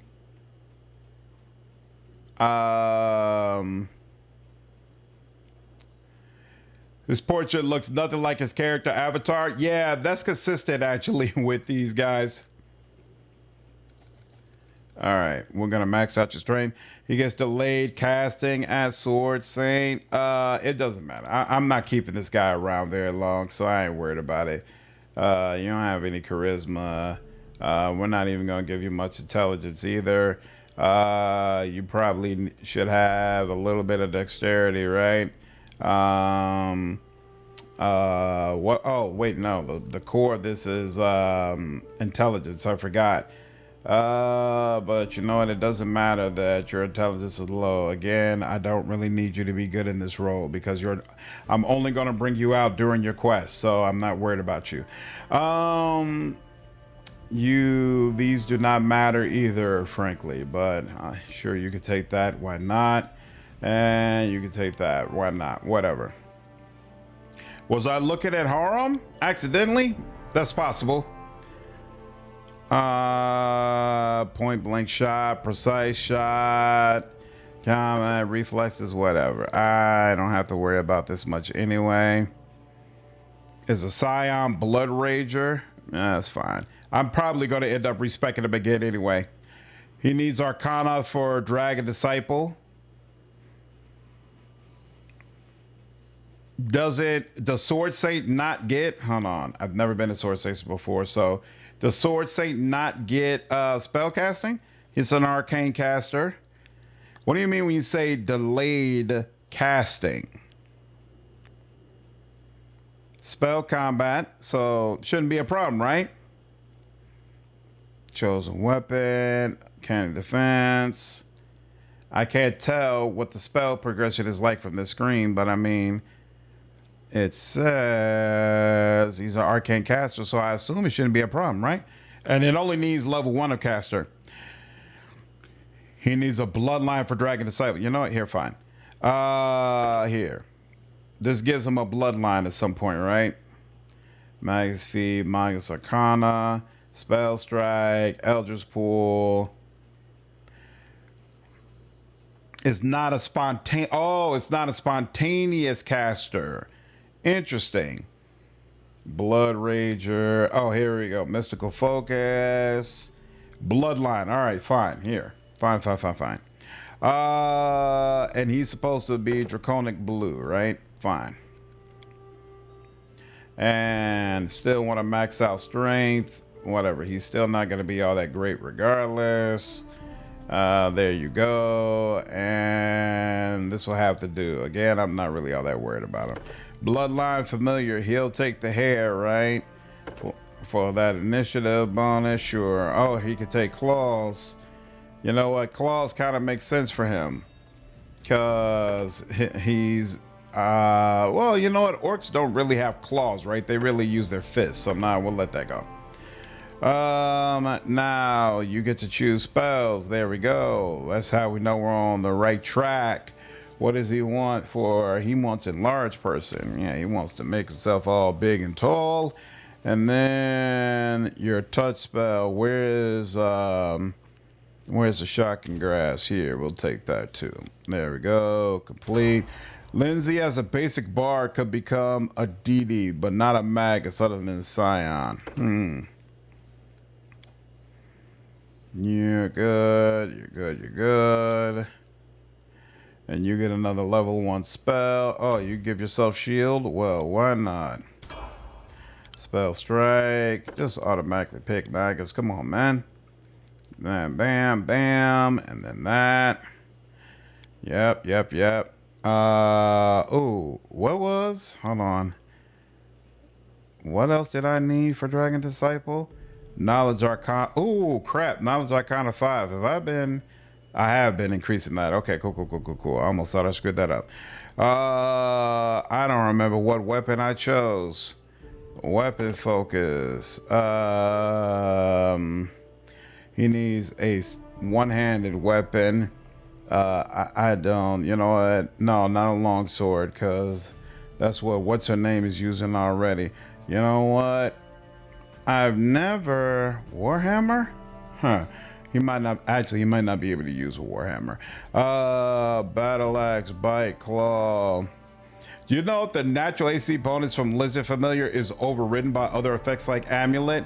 That I'm not sure about, actually. His default is Scimitar? Well, then let's just give him a Scimitar and be done with it. Tristan has that as well, but he's probably never going to use it. Arcane Accuracy Extend. Spell, he must select one. We'll go with Arcane Accuracy and be done with it. It doesn't matter. He's not going to be on the team. So I really don't have to worry about it that much. It just feels wrong to see Magic Missile and not take it. Another one. And there we go. Another point of strength. Beautiful. And then it needs one more ring. Ooh, Draconic Resistance. I'll take that. Hey, is that level 2? Mirror Image for sure. And then Frigid Touch for sure. Why not? Complete. And then there we go. And next up, he could take Dragon Disciple. Very nice, very nice. Come on. And then Point Blank, all that good stuff. It doesn't matter, right? So yeah, he could just take Improved Initiative, whatever. Even that's not that great. Level 5, he would not be able to take, not to level 7. I assume Power Attack helps you out. Effortless Armor, ooh, he could take Blur, that's definitely nice. And Effortless Armor is just for how fast you go, right? Oh, you also reduce the armor check penalty, but yeah, I don't care about that. Do we want anything else from here? I don't really think so. So he could take take Bull Strength or Cat's Grace. Oh wait, no, we only get one option here. He'll take Blur, put Blur on himself. There we go. All right, cool. That's one. And then we'll also upgrade Harum since we need him. What's up, Brian? How are you, dude? Natural AC does not always stack. I increased it for my Eidolon, and the additional AC it receives does not stack with Bark Skin. Yeah, there's a lot of great scimitars in Kingmaker. Nice. More religion for you, and you need wisdom, right? So yeah, okay. You only got a 16 in wisdom. That's unfortunate.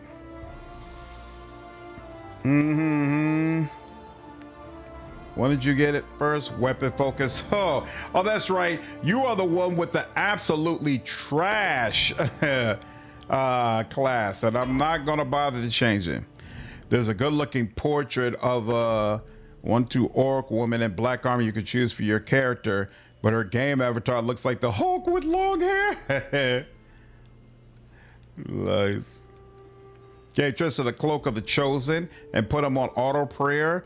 No longer useful ranged weapon. I was tired of him running into combat. He's got those blessings he can give though that make him useful.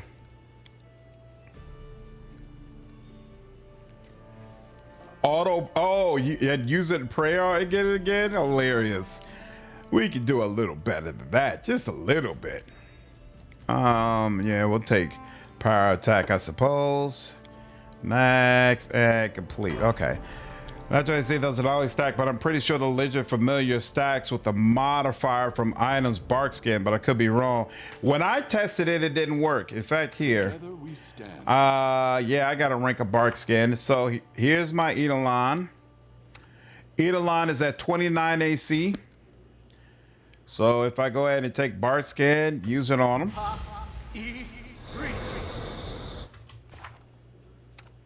29 AC, no change. And you can see he's got an amulet of natural armor, but again, it's not clear. Now, if I take the amulet off, yeah, so now at the bottom, you can see the +2 from bark skin. But if I put this amulet back on, so is that what it's conflicting with?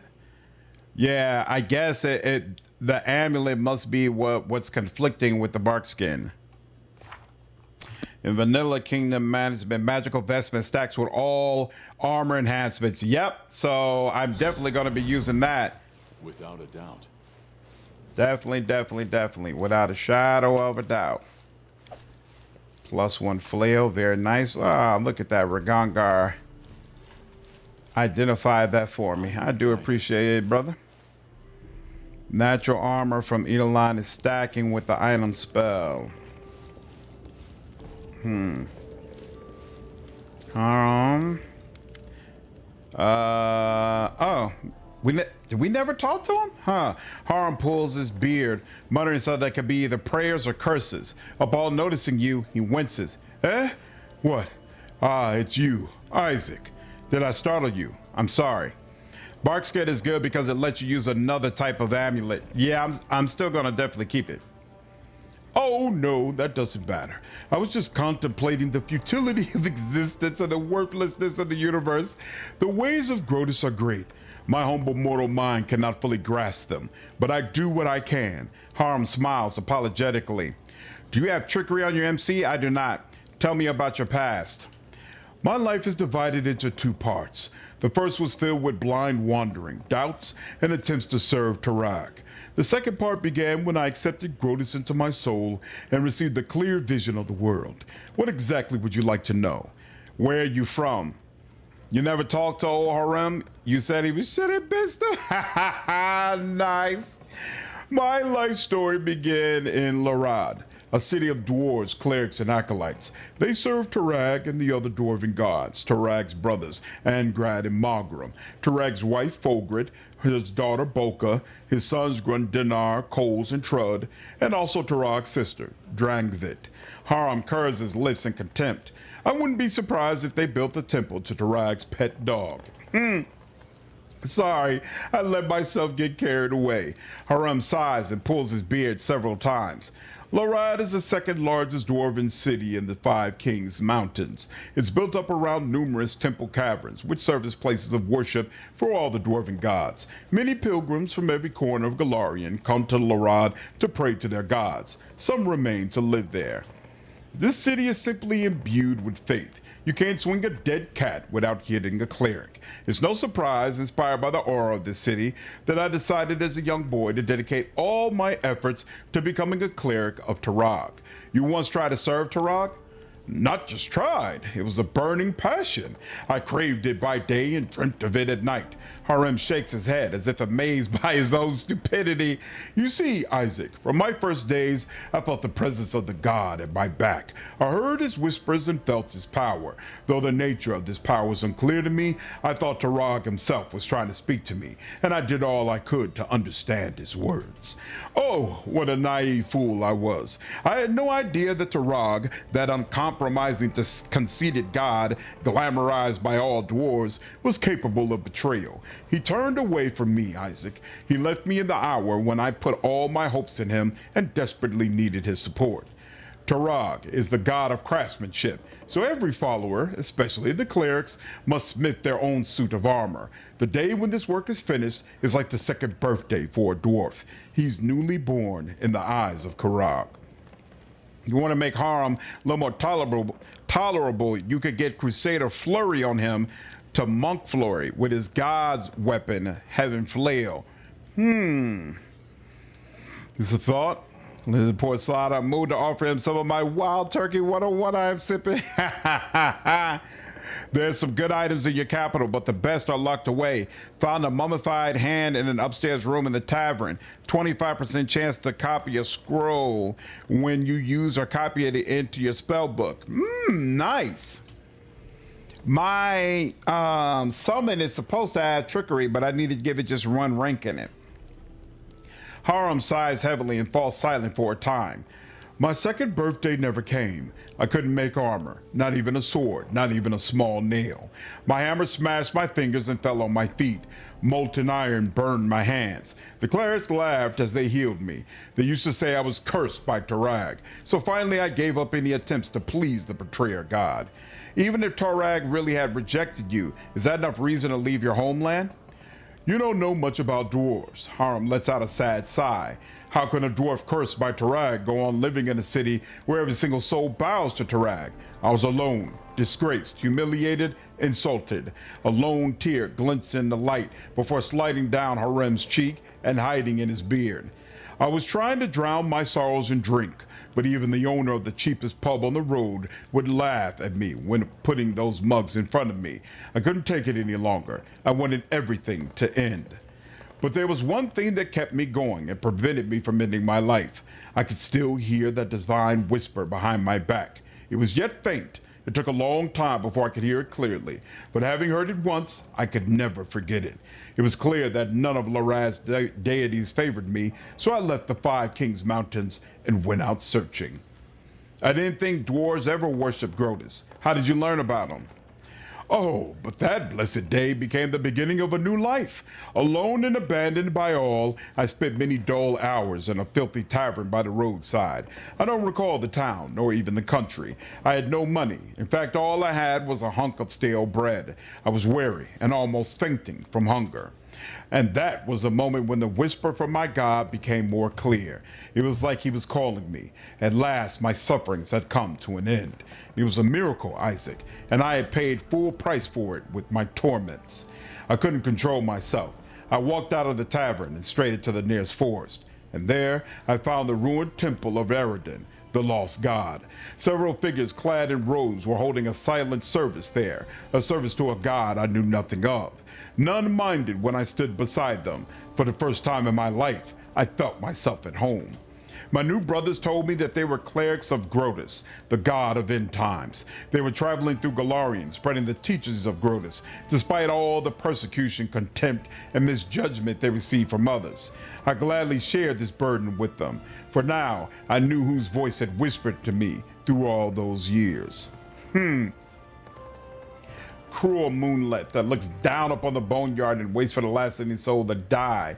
When Pharasma judges the last soul after the last living body dies on the material plane, Grotus will descend to the boneyard and move on to the material plane to clean up and pack the dust away for another reality. No one really knows what Grotus is going to do once that last soul is judged, but it's generally accepted that it will not be pleasant. I see Torag chose only the Chad yours, apparently. Does Grotus have 2 names? I don't think so. Wait, so you couldn't make even a... you couldn't even make a simple name and you blame Torag? I'm not going to disrespect him. Let's talk about something else. I'd like to learn more about dwarves. Most dwarves are self-satisfied, stubborn fools serving Torag. They don't deserve any my good attitude. Harum winces. But you can ask what you want to know. I'll try to answer. Tell me about the 5 Kings Mountains. I'm not sure what a name you're referring to.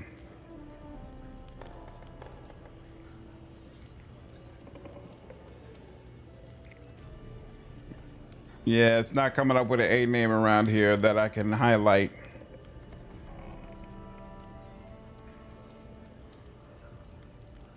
Oh, here we go. Eredin.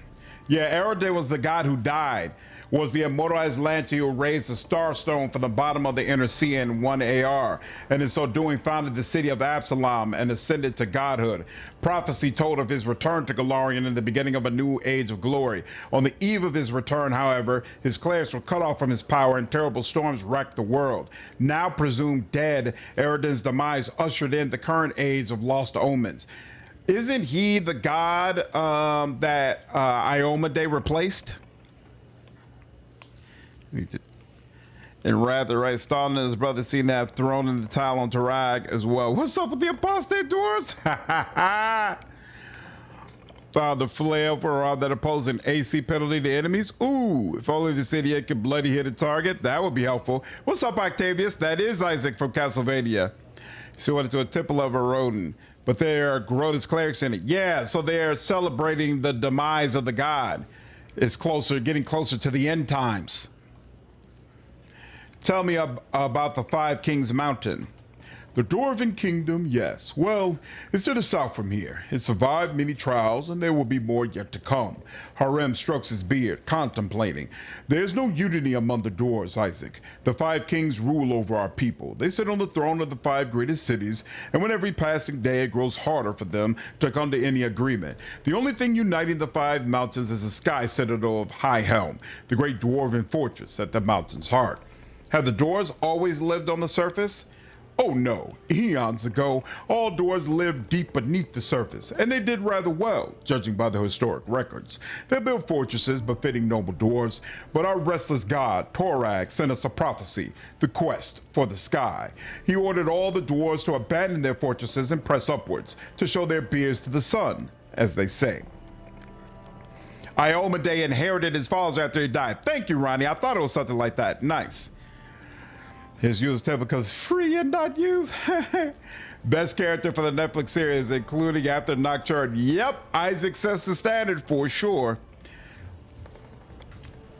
This journey was long and bloody. Many dwarves perished on the way. Others turned back, keeping to their ancient strongholds, eventually to turn into evil Dwargar, gray dwarves. Oh, interesting. That's where they came from. But those who survived reached the surface and founded the Sky Citadels, the most glorious cities in dwarven history. Tell me about the Sky Citadels. Oh, they are the peaks of creation, glorious cities built by the ancient dwarves who finally reached the surface after many hardships, performing the final labor in their quest for the sky on the surface of Galarian. Harm's eyes glitter with admiration. They are steadfast, tall, magnificent. They are beautiful.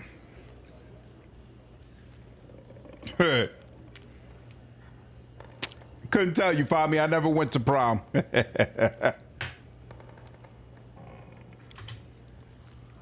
The 10 citadels were built by dwarves, but we've managed to keep only a few. The citadels crumbled, and the orcs, sworn enemies of our people, trampled their blessed streets and ruined the gorgeous palaces of the ancient kings. Harm's eyes grow misty with tears. Those were heavy losses, and a disgrace to our people, Isaac. High Helm is the jewel of the citadels that remain. It is located in the heart of the mountains, and the heart of every dwarf. Yes, yes, my heart too.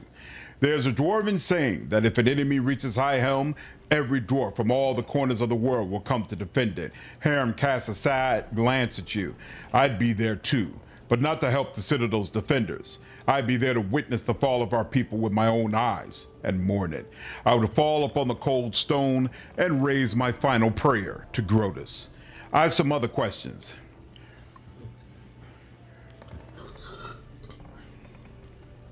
What else would you like me to tell you, Isaac? I'd like to talk about your god, Grotus. Wait, no, do we ask about that? No. You wish to learn about Grotus? Harem seems surprised and pleased at the same time. Yes, of course. I will answer anything you ask. What are Grotus's teachings about, in a nutshell? Grotus is the end of all that exists. Harem smiles. He's obviously been waiting for this question. Look around, Isaac. What do you see? Look again and realize that everything will be destroyed. Our clothing and armor will turn to dust, the walls of the palaces will crumble into ruins, the trees will fall, and you and I will die much sooner than that. Grotus is a timeless watcher. He's been locked away by Pharasma, the goddess of rebirth. From her boneyard, he watches over the world, knowing the time for the final reaping shall come. He's the bloated moon hanging in the sky. He's the harbinger of the last days. He's the one who will stay when all the others are gone. Bro's in his acceleration, his face. What's up, Lonesome? Star Wars remind me of D&D session. Can Finland decided Baker's George Toss it East LA street lingo? Wow, that sounds amazing. Pharasma has Grotus locked in her boneyard, so she is stronger than Grotus? Of course she is stronger. For now. Harm nods with dignity, stroking his beard.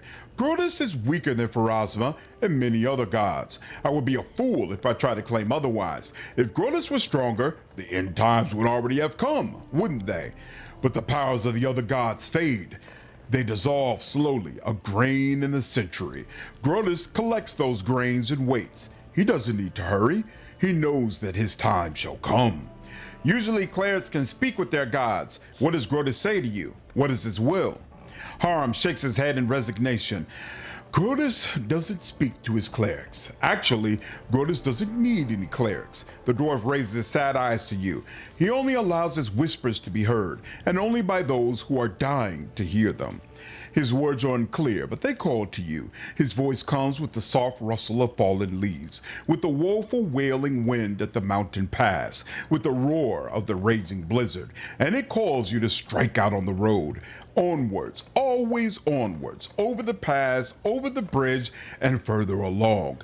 Up ahead, where the edge of a gray robe flashed, and a candle sputtered for the last time before dying.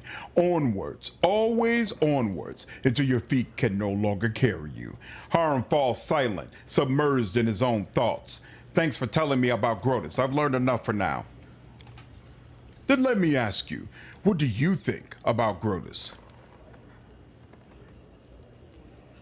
It was interesting to learn about him. No more, no less. Harm nods in contentment. I'll be glad to talk with you about Grotus anytime, Isaac. After all, that's why I travel in your company. You just have to accept the time of humanity is over. Hilarious. Are you sure you want to see the dwarven ruins? Why open up old wounds? Harm looks down and strokes his beard a few times before answering. I'm not sure, Isaac. This will likely bring nothing but pain. I suppose I will regret going to the ruins, but nevertheless I ask, please, take me there. Thanks for the conversation. We'll talk later. Harm nods with dignity. I'll be happy to continue our conversation later. Guard, guard. And is this storyteller over here? It is. All right. Our path leads on. Dwarven name translated English is Rains on Parade. Nice. The man standing before you resembles an elf, but a very old one. His face is wrinkled and his beard is as white as mountain snow. The man seems to be completely blind. Isn't this like very, very similar to the portrait he uses in Wrath of the Righteous? The old man stares past you with unseeing eyes. He seems to be consumed in his thoughts. He mutters a soft melody, swaying back and forth slightly to its rhythm. The man shudders briefly and stops singing. His mouth opens and closes a few times, bringing to mind a fish brought ashore. Ah, who is there? Is that you, your grace? How could you tell it was me? The old man smiles slightly. It is not so hard to recognize a ruler by the way he walks. No one in here steps as confidently as you do, your grace. Who are you? I am an elf from Kaionen. My name is not important. I am the storyteller, collector of stories. I collect unknown legends of ancient times. The man smiles, but it doesn't seem to be directed toward you. Long ago, I was a smith in Kaionen. The fire of the forge has burned out my eyes, but I am grateful for it. If I could see, I would yet forge suits of armor for Ayadara's guards. Instead, I have stepped on the path of an adventurer and gatherer of the ancient legends. The old man ponders slightly for a moment. Many people are long dead, their homes crumbled to dust, and their bodies turned to ash. Only legends can still tell us of their triumphs and defeats, their joys and fears. I would be so interested to hear the stories told about us after our demise. I have always been drawn to the stolen lands, where countless expeditions, armies, and even kingdoms have met their untimely ends. When I learned of a new barony being founded in the heart of these lands, I knew I wanted to be part of its story, so I made the journey here. Are you really an elf? Do other elves age like you have? A common question. Despite my unusual looks, I am an elf, and an old one, yes, perhaps older than any other elf of Kyonin. However, I doubt my age alone is responsible for my appearance. I keep the stories of many people and races, some forever gone from the face of Galarian, but they live on in my memory and my heart. When I accept a new story, I lock it within myself, bearing the weight of its words and the emotions they invoke. I sometimes think I probably should have died long ago, but some incomprehensible force is keeping me alive and granted me the ability to continue my quest to gather stories. Be it divine power or fell curse, I am grateful either way. I need a wise advisor at my court. Would you like to serve me in matters of state? The storyteller's voice grows soft. Thank you for your words. I am unlikely to be able to interpret the intricacies of the political world or the affairs of the treasury, but my advice regarding the magic of the arts will be useful to any ruler. All right, would you care to trade stories with me? The man's voice rustles like autumn leaves. I am a collector, not a trader.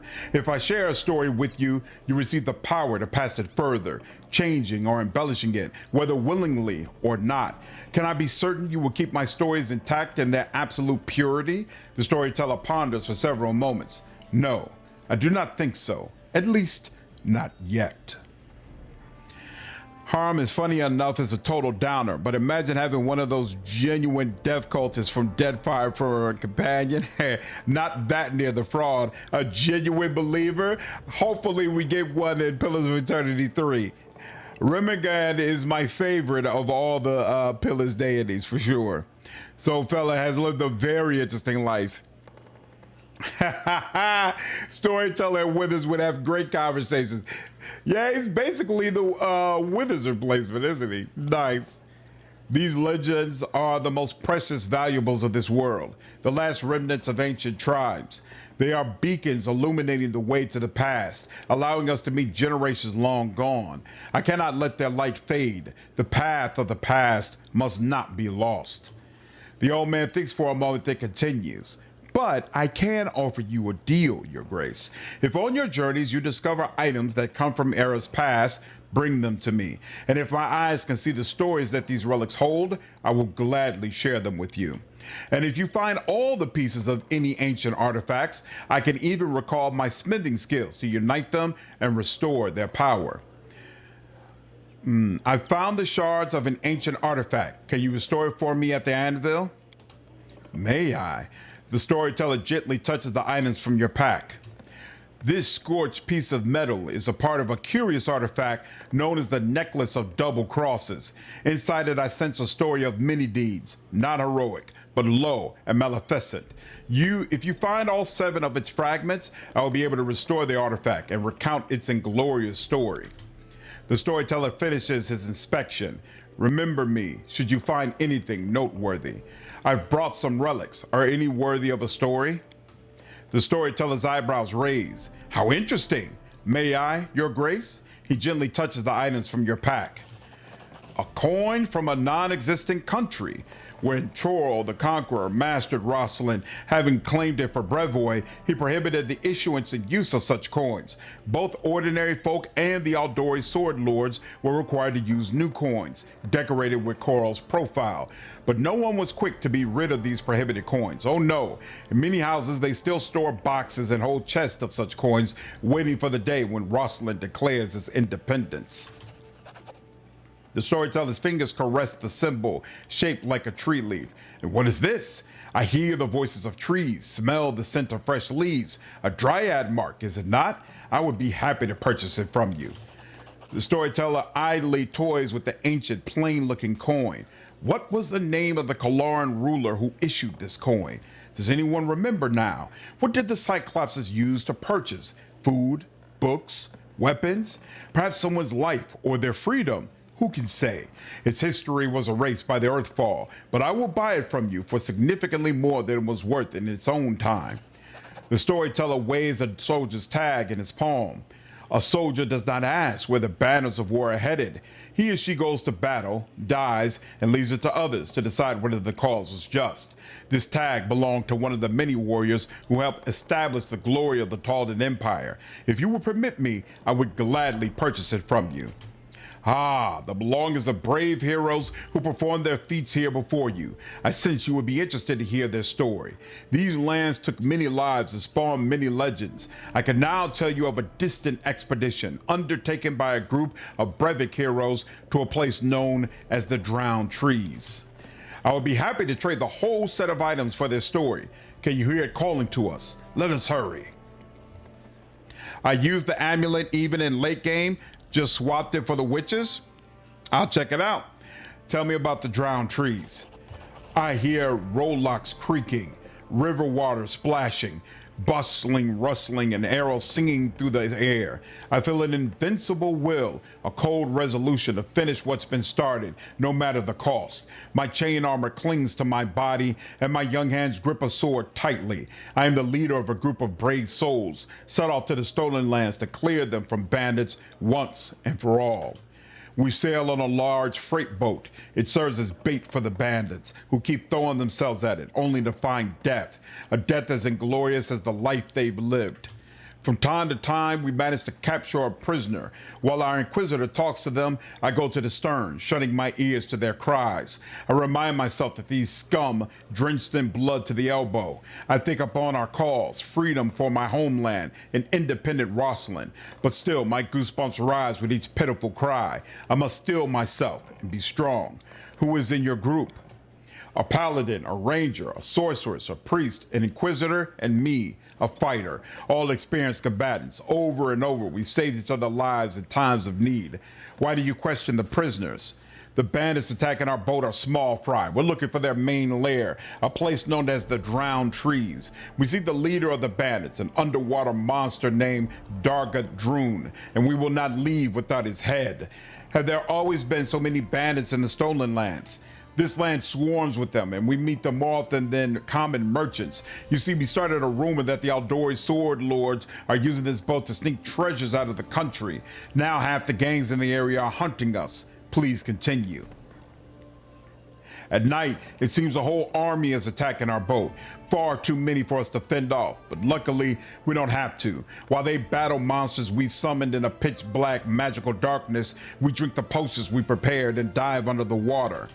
The scum break into the hold, but instead of treasures, they found their final surprise, the work of Rostovic alchemists, a trap, a dozen barrels of highly explosive oils. We watch from a safe distance as the boat is blown to pieces in a deafening explosion. Everything is going according to plan. The more who die here, the fewer will meet in the Drowned Trees. The amulet of double crosses is bugged. Its drawback doesn't trigger. Huh? It works on ranged attacks too? Okay, I'll definitely have to take a look at it. We march through the forest, then camp to regain our strength. Their nest is close. Our Inquisitor discovered everything, even the location of their secret entrance. Today we rest. Tomorrow, the Bandit King will draw his final breath. Even if you sneak into the bandit camp unseen, how will you handle all of them? Each of us is worth 24 in battle. Besides, we are well prepared. Chaos, confusion, and summoned monsters will be on our side. And fire. A lot of fire. What kind of a secret entrance? An underwater path winding along the swamp bottom. We had potions to breathe freely underwater. We couldn't see beyond our outstretched arms in the muddy water, and there were plenty of traps along the way, but the Inquisitor learned all the signs that marked the safe passage. At least, we believed she did. Please continue. We trudged through muddy waters. Suddenly, a giant log studded with blades falls from above. I managed to stagger back, but the paladin who walked alongside me is now a gory sight, spread thin across the ground. The next moment, a monstrous creature emerges from the darkness, a twisted cross between fish and monkey. Its clawed hand reaches out, effortlessly melting away the Inquisitor's flesh, then ripping out her heart. This is the king of the bandits, Darga Droon. The bandit we captured did not lie, but the secret passage he spoke of led right into the underwater lair of his master. I buried my terror deep in my soul. There was no time for weakness. There were only 4 of us left, and we were gasping for air by the time the freak's lifeblood stained the water. We leave the beheaded body on dry land, then retreat and recover. Only now I allow my hands to tremble, my breath to race unbidden, my tears to flow. What kind of a monster was this Darga Droon? They say he was once a normal human, but he offended a powerful fae. She cursed him, turning him into a monster, but one bestowed with the ability to breathe underwater and melt human flesh with his touch. With these powers, he became the Bandit King. Do you find anything useful in Darget's lair? Oh yes. The Bandit King was a true collector of magical items. We lost 2 of our friends, but what we found there would help us finish what we started. So the bandit wanted to set you up, but he played right into your hands? You could say so. Darget Droon didn't expect an armed party to appear there before him, but we too were unprepared for the encounter. The bandit's lie cost both sides dearly. Fish and monkey, they used to sell those in the back of comic books when I was a kid. Hey, please continue. The next night we returned the same way. We swim up to the surface and quietly gather our bearings. Above us loomed the drowned trees, enormous dead trunks emerging from the water, bridges crisscrossing their branches. The air is filled with the sound of battle. Having lost their king, the bandits now battle each other for power, and we are ready to join the fight. We leave at dawn. Behind us, smoke rises up to the sky. The bandit nest smolders and blazes. Only 2 of us remain, the priest and I. We've won, but this victory tastes of ash, cinders, and swamp ooze. I ask him, tell me, Esvanki, was it worth it? He puts his hand on my shoulder and says, Jamandi and Esvanki. Oh, interesting. Yes, Jamandi. Now the stolen lands will be ours. I wish I believed them. This is the story of how they came to the stolen lands. Super cool. The storyteller heaves a sigh, runs his hand over his face, and rubs his temples. Thus, the expedition to the drowned trees came to an end. I must admit, it was no easy feeling for me to stand in the place of this daring woman. The steel of her soul was colder than ice. Sounds like an apt description of your old math teacher. If Jamandi had once cleared the stolen lands of bandits, why must we do it all over again? The death of Darget Droon and destruction of the drowned trees weakened the bandits, but not for long. The paladin who died was a noble. It was he who was supposed to claim the stolen lands and send in his troops, while Jamandi sought another candidate or a priest capable of performing a resurrection ritual. A new bandit leader emerged in the destroyed fortress on the banks of the Tuskwater. Within the year, the stolen lands were swarming with gangs once more. Wait, is this the story of Jamandi Aldori? But she's still alive. Some people become legends in their own lifetime. Jamandi has performed many glorious feats, and there may yet be more ahead. Thank you for the story, storyteller. The storyteller inclines his head respectfully. Your stories are amazing. You make it sound as though you're actually there in the moment. The storyteller nods. I gained this gift after I lost my eyes. When I touch relics, I can feel the thoughts and emotions of those who previously owned them. If the emotions are strong enough, I can even see the events that left those impressions. You want from me? Travel, yep. Tell me when the story is again. Nope. I found shards. Find everything noteworthy. Okay. And I'll leave you to your legends. So he didn't actually give me that necklace though, right? But it's empty now. Yeah, he didn't give me whatever that necklace was he's referencing. I didn't actually unlock it yet. So hopefully in time. Just remember the Stolen Lands lore. It's a really sick story. Yeah. Forwards. That was super cool. All right, now let's walk around my kingdom and see what else there is to learn and see.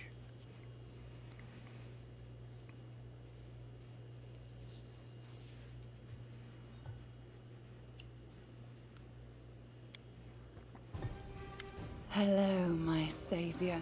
Whoa! You asked if we'd meet again. And here I am. I see your fate has changed since last we met. Now you are the ruler who will determine the destiny of these lands. I am their living heart, the whisper of the wind, the strength of rivers, the luxuriant growth of the meadows. Do you wish to touch this power? I will show you a place where we can finally meet in flesh, you and I.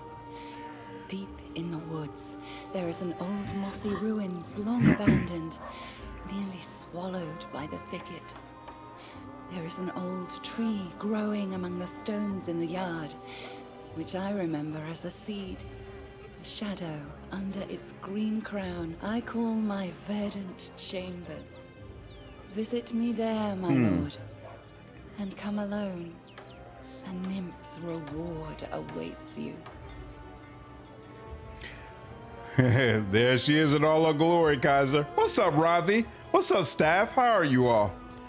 Familiar title. Took me a little bit to figure it out. Yes, sir. You can only find the final piece of it in Act 2. Oh, third location along the river west of your capital. Okay. Nothing like a first date when she tries to off you. It is what it is. I don't need any reward. Seeing you is the best reward for me. Then come to my chamber and be my guest. We'll share stories and laughter, imagine the future, and dream. So long, I will await you there, as the ground waits for spring under the heavy winter snow. Awesome.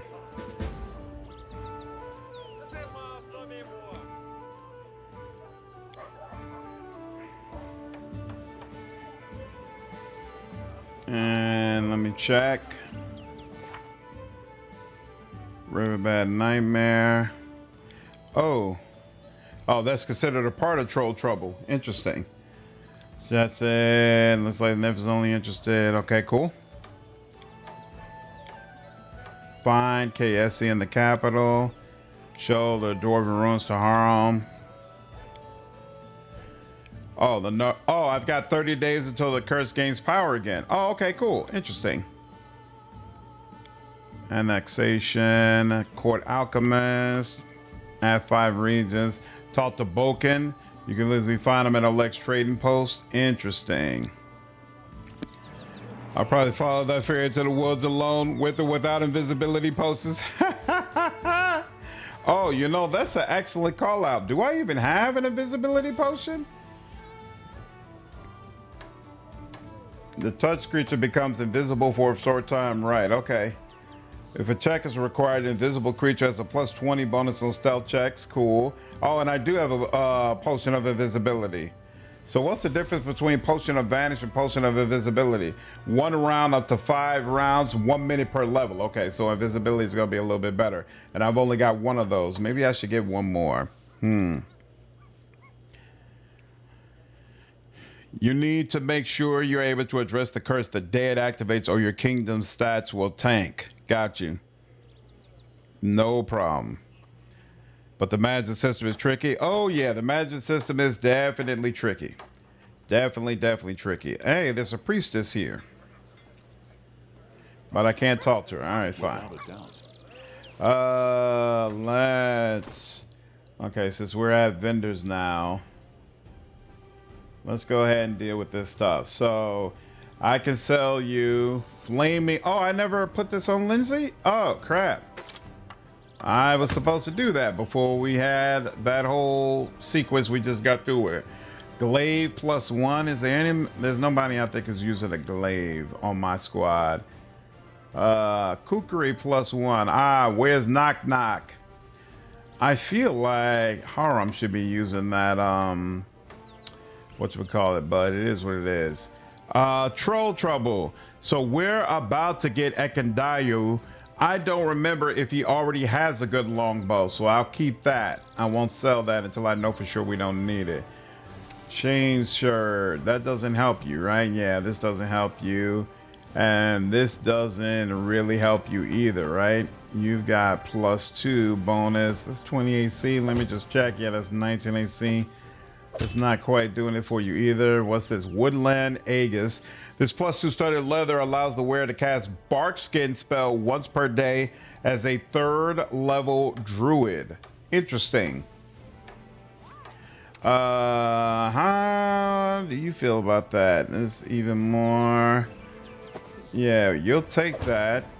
Because that'll let you put bark skin on people. Hey, look at that. You cannot wear armor. You two cannot wear armor. You can wear armor, but none of this armor really helps you. What are you? You're a summoner. So how does summoner spell casting work actually? Vanish does do the job. I've tested it many times. Nice. All right, so I'll definitely use invisibility.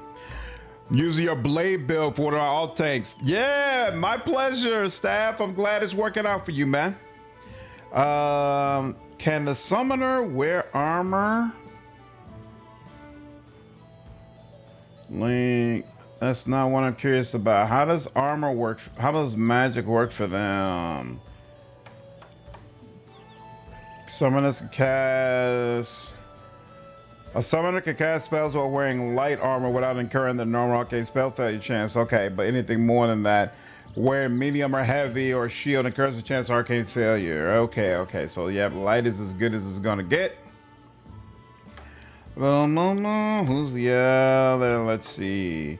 We don't have any good heavy armor for you, right? Yeah, this is not. Yeah, it's not gonna compare at all. What do you wear? You wear medium armor. And this is the same thing, but it's more, actually more, yeah, you got a +5 in dexterity, so that's more for you. +5, so even this +4 isn't, technically isn't enough. But it's the best we can do for right now. Okay. Invisibility is OP here, you don't need to fight? Okay. Did Damari one level in fighter so she could use mithril plate armor? Huh. Counts as medium armor and doesn't disable rage.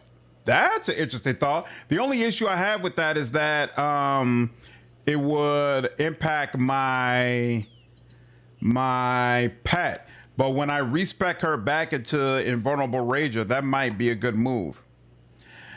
Her stats are so bad for Inquisitive side. Yeah. Why they changed it to that? I have no idea. And she's just a base Inquisitor. I don't understand why she didn't get a more unique option either. Like, she's just all jacked up. But that's it for armor, right? Yeah, because he can't use armor. You can, though, right? Let me check. I would assume that you also can just take light armor. Man is proficient with light armor. He can cast magic spells while wearing light armor without occurring. Okay, cool. So yeah, he's good with light armor. So we'll give you that. Yep, and that's about as good as it's gonna get. Okay, and we already checked that, right? We'll give you a masterwork scimitar if you get a better scimitar sometime down the line. I'll throw that your way. Now, amulet of natural armor. You're using that, that's fine. And you're using the +2 armor. So essentially anybody can use that here. We'll give that to you. Mighty Constitution. You don't have a better option right now, so we'll go ahead and give you this. You can't wear that. I'm pretty sure we could go ahead and sell that, but actually probably, does it make sense to make sure these guys are geared out? I can't remember, dude.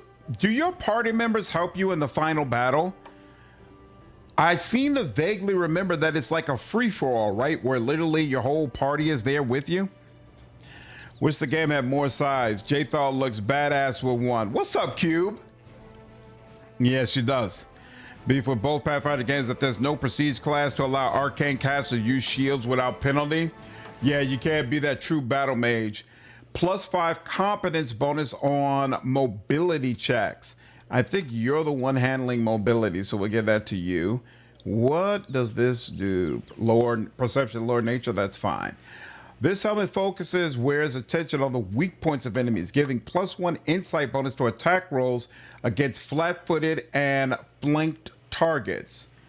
Sure, I guess. Amir, you'll take that. Why not? I feel like that's an appropriate helmet for you. Empty now. Cloak of resistance. So let's just check all of you again. Yep, you do not have a cloak of resistance. This cloak grants us wear a +1 resistance bonus on all saving throws and cold resistance 10 Well, it's the same type, don't usually stack. You are main tank, so if there's a special cape, you're the first one that's gonna get it.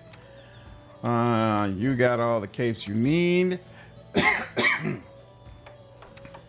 Final battle, it's just you and 5 other party members. Okay, so I feel like it's not really important then to make sure that my party members are kitted out, because I'm only gonna pull those other ones in when I'm doing their quest. And as soon as their quest is finished, I'm gonna drop them right back off. Stock helmets +2 swagger. My per playthrough, I'm trying to keep Lindsay in the main party. Skills are really good, but she's rolling multiple ones in a row. I'm planning to use her as the skill monkey, buffer, and debuffer. Not so much for her attacks. I'm not worried about her attacks. Should druid casters use wild shape casting? Take you from rather than chase armor. I'm not sure what you're referring to. Oh, he has dialogue. A young dwarf, red-haired, neat and surprisingly clean-shaven, stands leaning against a sledgehammer. He's busy reading some book, but as you approach, he looks up and bows slightly. Greetings, Your Grace. I am Verdell, a blacksmith. What can I do for you? Tell me about yourself.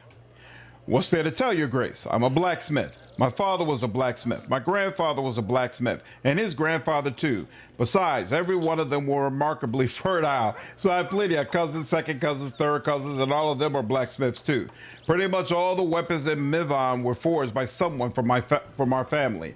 That's why I moved away from the old home grounds. My skills are more useful here, that's for sure. You look a little unusual for a dwarf.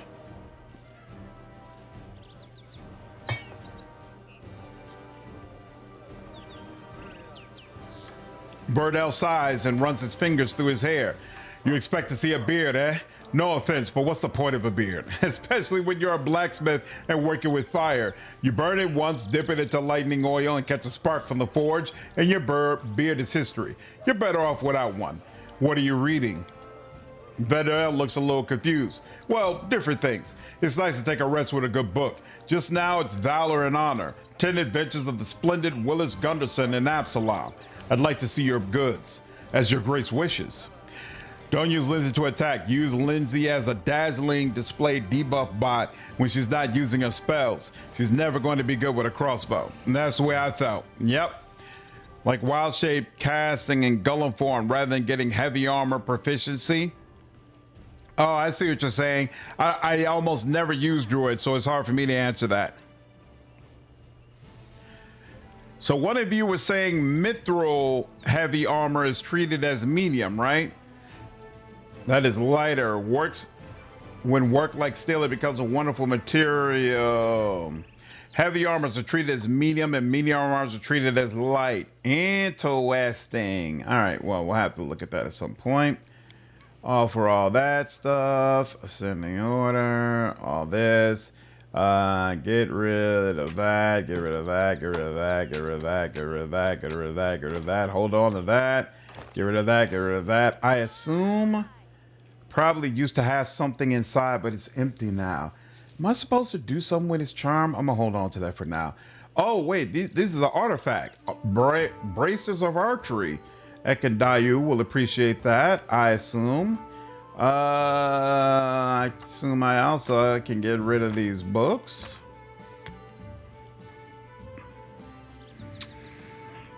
Theory crafted a rework of Ekandayu, coming up with ways to overcome his shortcomings. Elder's Knight, full cast of level 1, growing and overriding equal lower class. Most importantly, reduction of total fail spare chance. Ek is one of the strongest classes, doesn't need a rework. It gets full base attack bonus, progression, full caster progression, and bonus feats. I've never played as an EK before.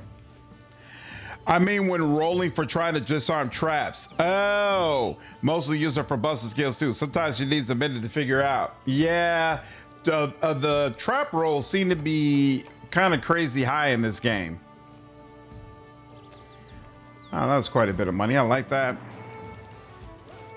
We march ahead. All right. Oh, there's lots of vendors. Interesting. Come on. Draw monk are my favorite class, so I usually try to find ways to make them work. I'm the exact opposite. I almost never play druid or monk. I still haven't played either one in BG3 yet. You see a dark-skinned, wiry man with a weather-beaten face and a happy smile on his face. He is dressed luxuriously, and his dark hair and neat mustache are exquisitely coiffured. The man bows to you, spreading his arms a little. Hassaf from Absalom is happy to welcome you, your grace. Come, take a look at the best wares we traveling merchants have to offer. Please, come take a look. Tell me about yourself. My pleasure, your grace. The merchant smooths his mustache and commences his story with an air of importance, speaking in a sonorous voice, gesturing wildly. Hassaf's family was not rich, and he, as many in Absalom, had to start from the very bottom. As a child, while his peers chased pigeons and stole apples at the market, he worked as a tannery. Oh, I can still smell this disgusting stench. The man pulls out a heavily perfumed handkerchief and waves it in the air. Ahem. Well, the young apprentice worked hard, saved every coin, and soon managed to purchase that tannery from his former master. Then, as soon as he had enough money, he opened his own trading agency. After 10 years, countless deals, and many tours in his caravan, Hassaf was one of the most successful merchants in Absalom, thus writing his name indelibly in the history of the great city. The merchant looks at you with pleasure. Well, how was that? I'm looking for a writer so I can dictate my memoirs. I think many would find it interesting and useful to learn more about me. What is the secret of your success, Hassaf? There is no secret. Perseverance, strength of character, attention to detail, the gift of persuasion, charm, all this among many other things are key to success in my profession. But if I did have a secret, who would I be to share it with anyone? The merchant laughs merrily, his hands rubbing his sides. Why did you leave Absalom, the center of global trade, for some young barony in the stolen lands? Ha ha, this is a long story. I don't think your grace will be interested. Come, tell me why you left Absalom. I assist.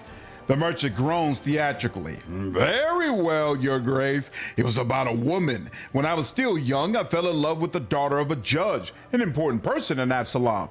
For many years, I tried to win her heart, but she was cold as stone. I should have given up, but this is not in my character. In the end, I did manage to win her love, but I was unready for it. Hassaf swallows and rubs the back of his head. As Abadars might witness, the flames of hell burn inside this woman. I could not live with her for even 6 months. Tenderness and passion one day, screaming and scandal the next. Sometimes she would break into my office during business meetings to make a jealous scene, and sometimes pull me by my collar from the finest taverns in town. I couldn't sleep. I was nervous all the time, and it started to affect my business. I realized there was nothing else to do but run. Leaving her and remaining in the city would be impossible, even in such a city as Absalom. I decided never to return, and I still fear that wildcat of a woman will follow my trail. Hassaf stops talking and stares into space without blinking. Although sometimes, after a couple of jars of wine, I still remember her. Perhaps it was I who unleashed this tornado in her. If somehow I'd behave differently. Let's see what you have. Interesting. Hope we get a new Outcat game with Pathfinder 2E. I'd definitely be down for it. They talked about maybe one day they'll do a 2E update for Wrath of the Righteous. We'll see if that happens. Monk is sick. You should try it. They also kind of cracked in this game, I think. Nice. Is that I enjoy deciding between weapons to equip. That's part of the gameplay loop. So yeah, just being limited to fist kind of ruins it for you. I can understand that. +1 luck on slaving throws. I'm straight on that. No. Ring of the Beast King. This ring grants his wearer's animal companion, if they have one, a +2 enhancement bonus to strength and dexterity, but that probably is not gonna stack with the other enhancement bonuses we get. So no, I'm not with that. List of gloves, trap springer, eyes of the eagle. Ooh, +5 competence bonus on perception checks. I actually like that. I actually like that. Perception is very good to stack up on. So I think I'm going to go ahead and take that. Well, actually, no.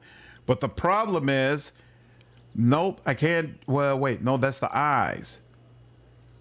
The eye, hold on.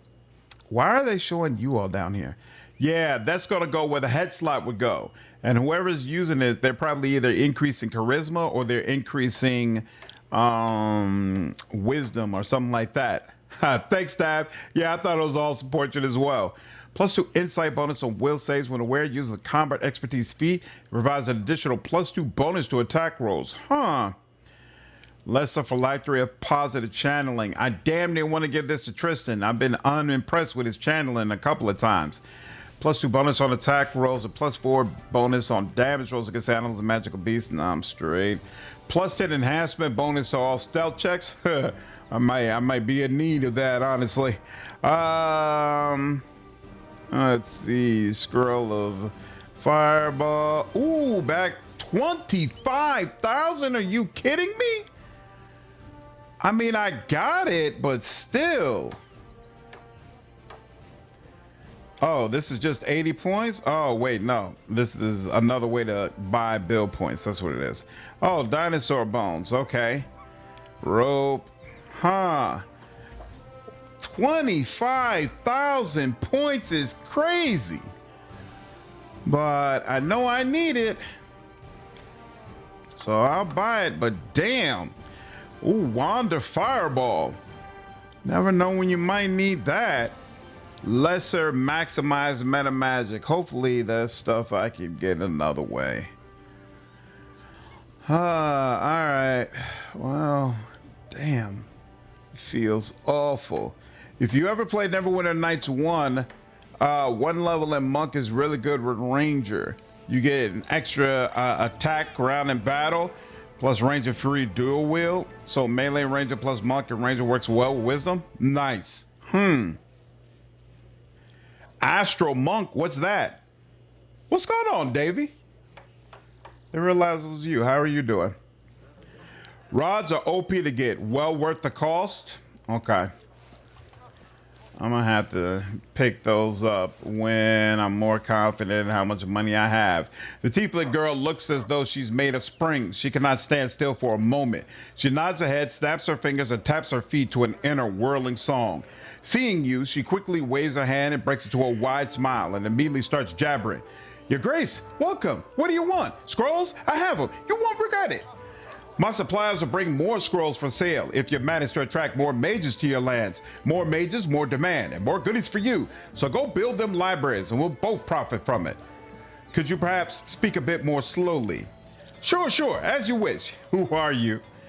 Zarsi the Letter Gobbler at your service. The girl bows with a wide smile. Best spells, charms, jinxes, and hexes for the best man all across the River Kingdoms. Buy it all and don't be stingy. You won't regret it. Where do your goods come from? It's a family business. I've got siblings all over Mendef. They pinch they're very creative suppliers, and I sell it all. Get it now. Don't hesitate. My goodies are great. Show me your wares. Oh, lots and lots of wands. And they're all 24K. All right.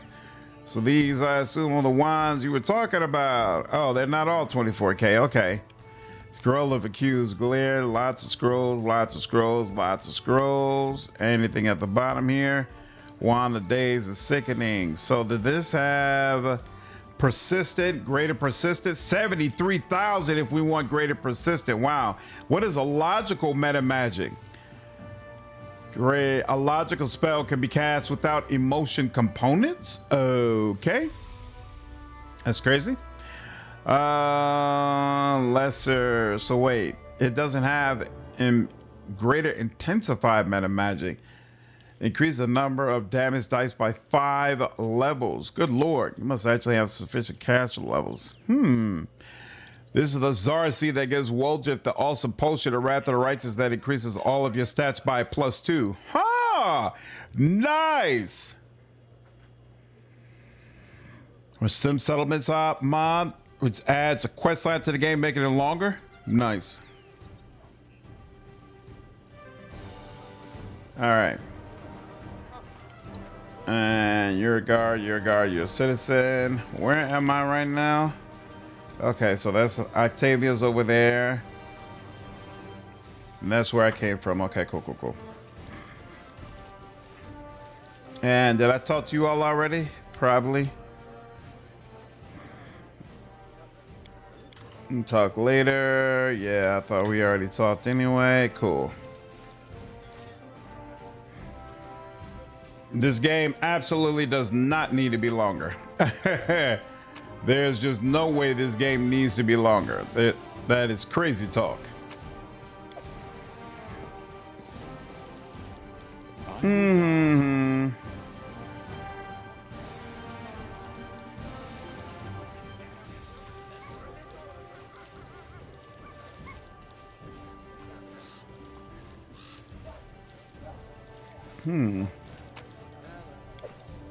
On staff +1, I'll take it.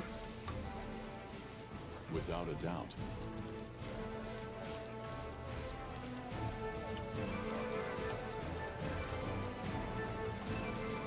Highland and Delea, who's that? Ooh, shatata. An old prison, the one the Stag Lord was using for his wine cellar. Later, who's Highland? You see a stout man suited in well-worn armor. His face is framed with silvery stubble, and his fleshy nose is red and pockmarked. He radiates perfect calm. As you approach, he bows respectfully and with dignity. Highland, your grace, captain of the city guard. A young dwarf girl salutes you awkwardly. Delia, assistant to the captain. Happy to serve your grace. I don't remember hiring a guard captain, or any guards for that matter. I came here from Restov with a dozen of my best guards by order of Lady Jamandi Aldori, your grace. I hired the rest from among the locals. Don't you worry, your grace. We are now the subjects of the barony. We've sworn to serve you faithfully and loyally, and you can count on us. Besides, we draw our salary from your chest. The captain looks at the female guard, raising his brow, then sighs and looks at you. Of course, every one of us is ready to die to protect your grace, but there's still some work to be done until it comes to discipline. You know that dwarven author, Baldric Zabras, Garlic Tundras, the name escapes me. My boneheads used to read his books about guards duty right on guard duty. I have to teach them a lesson or two. I'd like to learn something about those who served me. Of course, your grace. I have been a guard all my life. I started a snot-nosed runt in the night watch. Restov is famous for its fencing schools. Young people from all over the river kingdoms come to study there. It seems every other person has a sword, and every third thinks they know how to use it better than all the rest. A misspoken word or drunken fight can quickly lead to a stabbing rampage. That's why there are so many guards in the city, and they don't accept just anyone. Lady Jamandi took note of my achievements and marked me for advancement. That's why I'm here. As for Delia, I found her on the street. About a decade ago, I remember vividly a tiny dwarf girl sitting on the temple steps, dirty face, barefoot, feeding a piece of bread to a stray cat. I saw her and my heart missed a beat. The captain looks away. Where she's from, who left her alone, and why, only Aristil knows. As she grew, I tried to send her to learn a craft, but who could talk sense into a dwarf? She wanted to be a guard, and that's that. So now I'm teaching her myself. Luckily, she has a head on her shoulders and a fair bit of strength. What up, Toxic? How are you, man? Pre-ordered Crimson Desert Deluxe on Xbox. Has store credit for work, real life reward. Nice. That's awesome. Hope you enjoy it. I'll probably be checking it out myself. Druid is fun and everyone nice one. You can turn it into a dragon later on, plus a shifter class add-on. Shifter is available in as well. Nice. Highland, do the guards have everything they need? There's sufficient munitions and supplies, your grace. The salary is fair. We've enough to buy toys for the kids and a jug of beer when the shift is done. Of course, the town is growing. It would be nice to expand the ranks, but we can manage that ourselves. I have to go. Have a quiet shift. Wrath is that you can win the game with any class as long as you commit to understand the mechanics. This is true. Forwards. Or depending on the companions you have with you, you don't even need to understand the mechanics.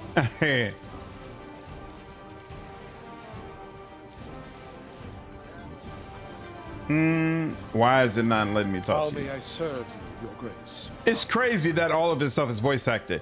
What role might you play in my government? Your grace, if there's one thing I know, it is matters of faith, whether it is my own god or some other deity. If you appoint me as high priest, I'd be able to do much good. On the other hand, politics or questions of trade, I know little of such things. Toxic. I dropped the Rogue Trade, the video about the Rogue Trader DLC came from the New Game Plus showcase. I think I actually dropped 2 videos about the New Game Plus showcase. One due to regarding the Rogue Trader DLC, and the other one regarding Starfinder Afterlight. Thank you for the story. We may speak more later. Farewell. Oh, wait. You, what's the deal? Okay, cool. We already talked to you. Let's go.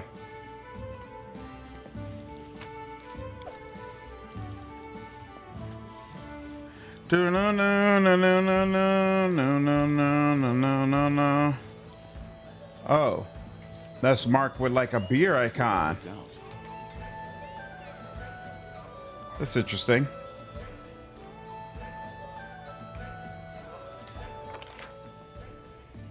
So we, Zarcy, talked to all of you. Arsenal, Arsenal's sitting over there, okay. Now this is Kaessi's house. This is to the Capital Tavern, okay, to the throne room, into the house. We did all that. So we searched through all of here, now we gotta just do all this, interesting. Area exit, into the house, into the house, into the house. Okay, interesting.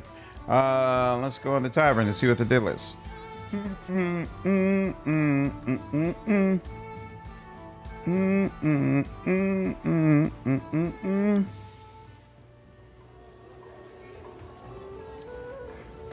Citizen. We'll send out this over here.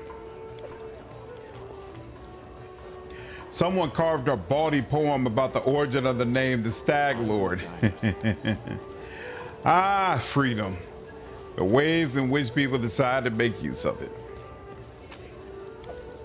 Garbage. Well, no, that's food. There we go.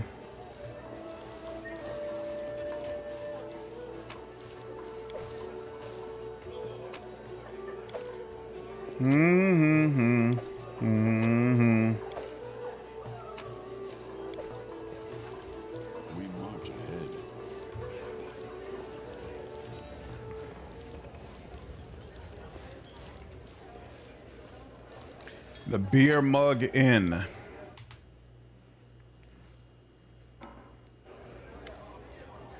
Behind the inn's bar stands a young man with curly red hair, a round face, and rosy cheeks. She gives you a friendly smile, fixing her cap. It's so nice of you to stop by, Your Grace. I'm Alina, the innkeeper. Tell me about yourself. I'd be happy to, Your Grace. I love to talk, especially about myself. Where are you from? What land? Which family? Did see a cool video of someone using a group setup so anything vulnerable to disease would die after walking up to his blight druid? That sounds amazing. I hail from the River Kingdoms, Artume to be precise. I'm from a farming family, like just about everybody from around here. There's more fertile land and pasture for there than anywhere in the River Kingdoms, except for maybe Seven Arches. The folks who grow crops and tend cattle are well respected there, but at the same time, they live in constant danger. There's too many bad people, too lazy to work all day, but don't mind taking other people's things. Why did you decide to become an innkeeper? I was bored. Please don't get me wrong. I was fine at Father's Farm, and I've got nothing but respect for farmers' work. But in our backcountry, you could go half a year without seeing one new face. No news, nothing happening. I've dreamed of working at an inn since I was a child. That's the kind of place where there's always lots of guests and stories. Where does the inn's name come from? Oh, don't ask. It's too funny. I kept thinking about what name to pick, choosing just the right one, but not one to waste time. I drew a beer mug on the door. I figured folks would just see it and come on in. So the locals got used to calling the place the Beer Mug Inn. So the name stuck. Nice. Tell me about the River Kingdoms. A month wouldn't be long enough to tell it all, Your Grace. Each kingdom is a special place all its own.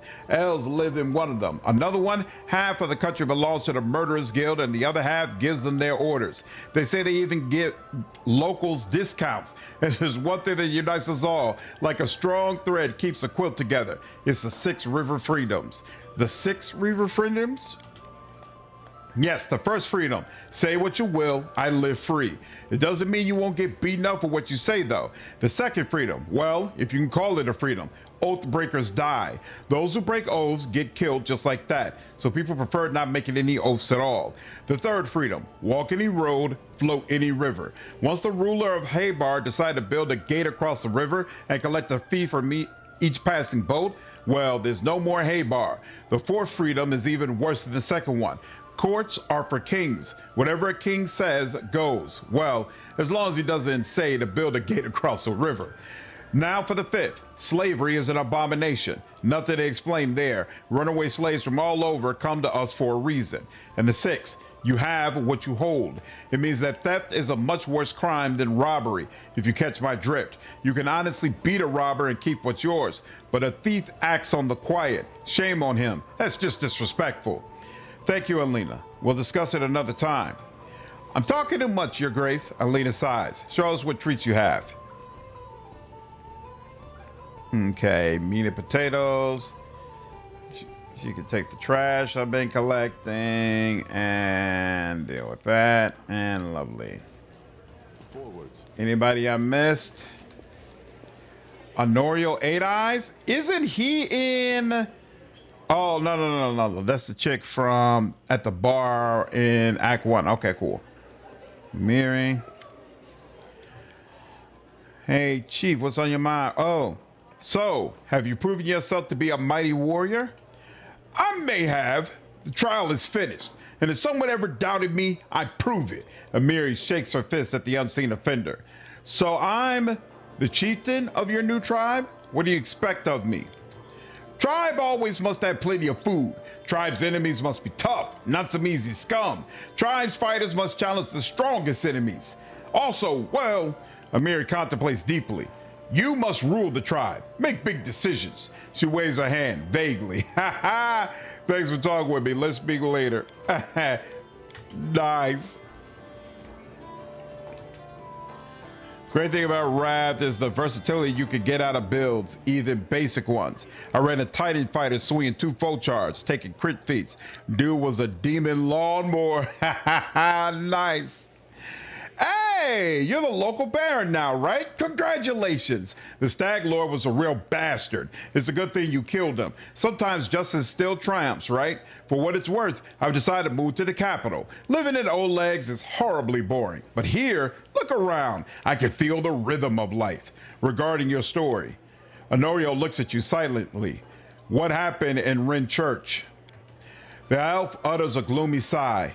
You've dealt with the Stag Lord, so I'll tell you my story. I hope it will make you think twice about looking for any more trouble.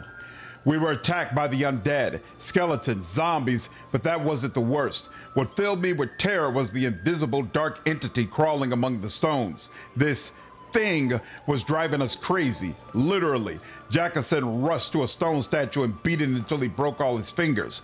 After that, there wasn't much use for his magic wand, though the poor fellow never gave up trying to help us. Beberton fell behind when we began our retreat. The last time I saw him, he was squatting over a heap of carrion, gouging himself and sobbing like a newborn all the while. I swear by Pharasma. Tears glint in Honorio's eyes. Voltar called to his god, and a ray of light shone forth, sending the vile creatures running. I almost believed for a moment that we had a chance. Honorio catches her breath and starts to talk faster. That part was the worst. It seemed like we could get out if we could just make it a little farther. But then the zombies overwhelmed Voltar like a tidal wave. Godfrey lost her mind. She scrambled up a staircase, whispering the words of a children's song and screaming in terror. She jumped from the tower to escape whatever ghost was tormenting her. The fall maimed her, but she survived. And after all this, I was alone. The darkness closed in over me. When I came to my senses, we were all in cages, all of us except for Vermelt. He was free, unscathed, and extremely pleased with himself, and the undead were under his command. Honorio clenched her fist. The bastard betrayed us from the very beginning. He decided to keep those damn books for himself. Adrisson wasn't his friend, but his competitor. Vermelt staged his death and went to find books while we fought off the undead. He used us as fodder, and those who survived were to become sacrifices for his ritual. We were betrayed by the one we trusted most. How did you escape Vermelt's trap? It doesn't matter how. All that matters is that I put the Pathfinder's life behind me after that. Honorio gives you a piercing look. You don't need to hear this, Baron. At least not yet. Let's talk about something else. As you wish. I have to go. Yikes. I love Lily as a character, but hate that she takes the only rock egg in the game. The omelet has awesome effects. Also, listed out of Honorio's story gives you a reward. Nice, okay. I'll be sure to check it out. The only rock egg. Scattered ink stains suggest that Lindsay may have spent some time here. Nice. Oh, you know what? I just realized there's one companion I'm still... And no sooner said than there she is. Oh, hey. Our path leads on. That was locked, but I was still able to get in. I don't know how, but I'll take it.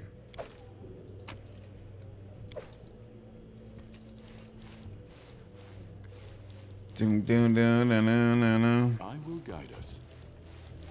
Oops. Our time has Hold on. come.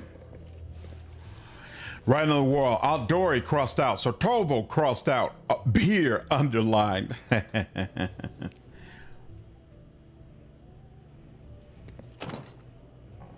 Can't pick locks. Interesting. Why did it let me open the other one? That's weird.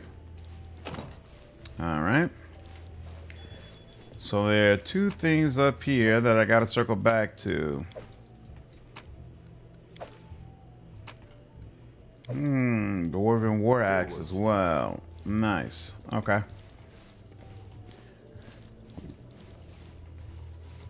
Yeah, you could do crazy things with the Legend Mythic Path for sure.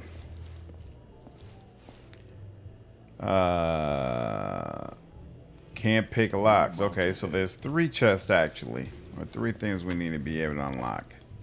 Interesting.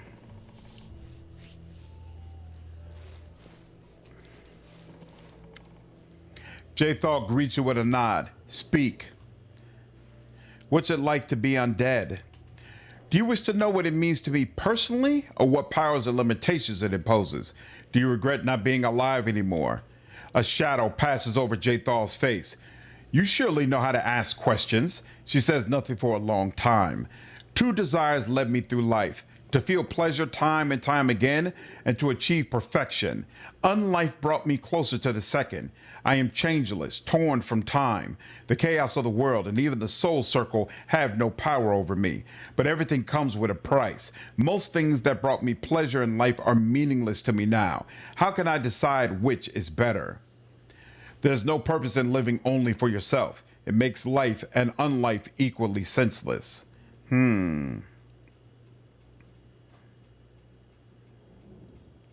Sure. Agreed. J-Thal yawns pointedly. How do healing spells, prayers, and potions affect you? Dreadfully, of course. Your healers had better stay away from me in battle. The undead are healed through interaction with negative energy, and I can perfectly manage that on my own. No, she can't. You don't need to sleep, right? I am spared from that bothersome need, but I hope you do not take this as a reason to get additional responsibilities to entertain me during the night. I spend this time meditating and addressing the goddess. What about, carnal pleasures? A tactless and facile question. That pleasure is now as senseless to me as food or wine. Action without feeling. J-Thal cringes. Ah, such a shame. Thank you. I have no more questions about this. Apparently not. Tell me about your goddess. It might sound strange, but I know less than others about Urgathoa and her faith. My transformation into her Inquisitor was unexpected, but I will answer to the best of my knowledge. That's a greedy paradox. The story of success versus pleasure is deep. I really enjoyed J-Thal's story. I don't remember it well, but I remember being very, very happy with it. What do you know of Urgathoa herself? Oh, certainly. Urgathoa was once a mortal woman, basking in life and all the pleasures it had to offer. Her passion was so strong that Urgathoa rebelled against Pharasma, against death itself and its laws. After her own death, she escaped the power of the Lady of Graves and returned to the world as a goddess and the first undead. Since then, she has protected all who submit their souls to pleasure and passion, paying no heed to worn-out morals and the dictates of law. What does it mean to be an Inquisitor of Urgathoa? This question is more complicated complicated than it seems. An Inquisitor is by nature the most zealous defender of their faith, the hand of their goddess in mundane affairs. When I received this title and power, I expected that Urgathoa would tell me my mission, but this never happened. The goddess remained silent. There's only one reasonable explanation I can imagine. Discovering what's expected of me is a part of my mission. So I reflect on this, make my prayers, and wait for a sign. Does Urgathoa feud with the other gods? No, not Urgathoa, but Pharasma still tries to call her to order, and Serenre to heal her. Jaethal laughs at the absurdity. You and Tristan seem to not get along.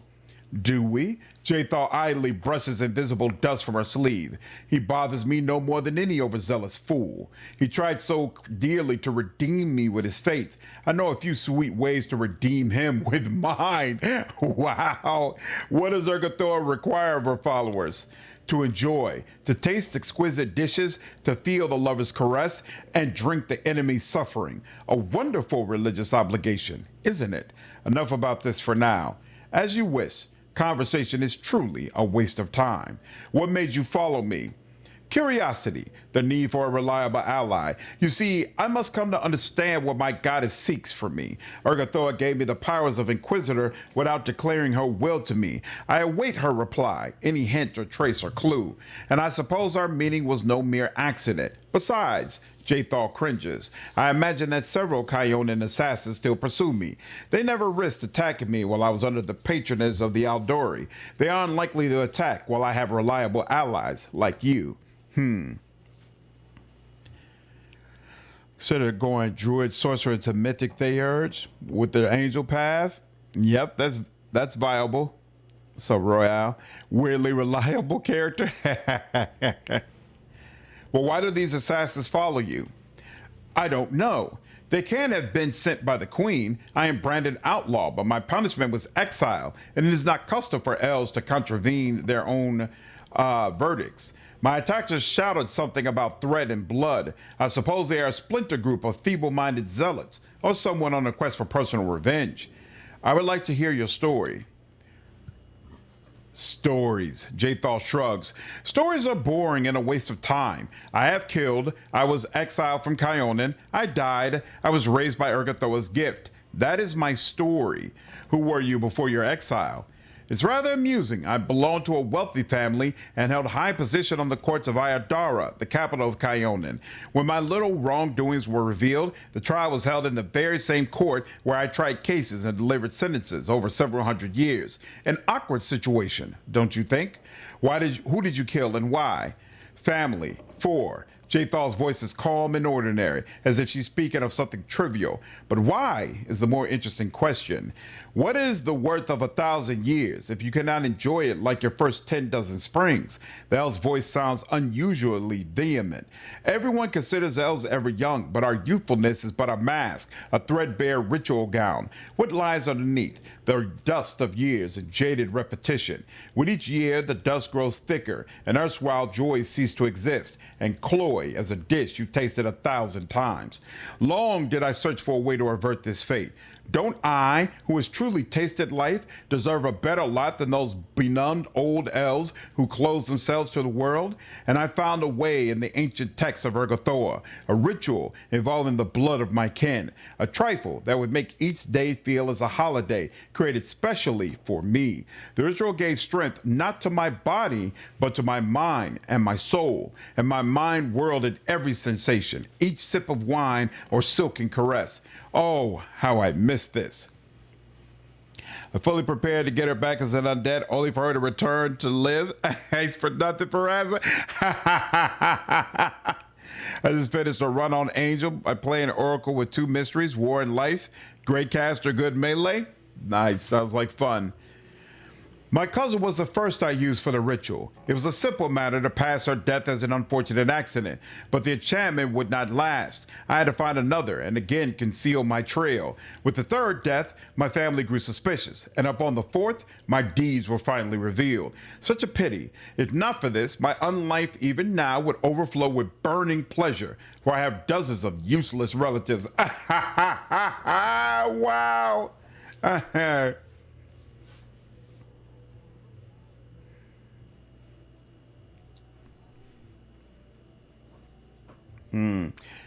Did you kill innocent elves for entertainment and pleasure? That's abominable.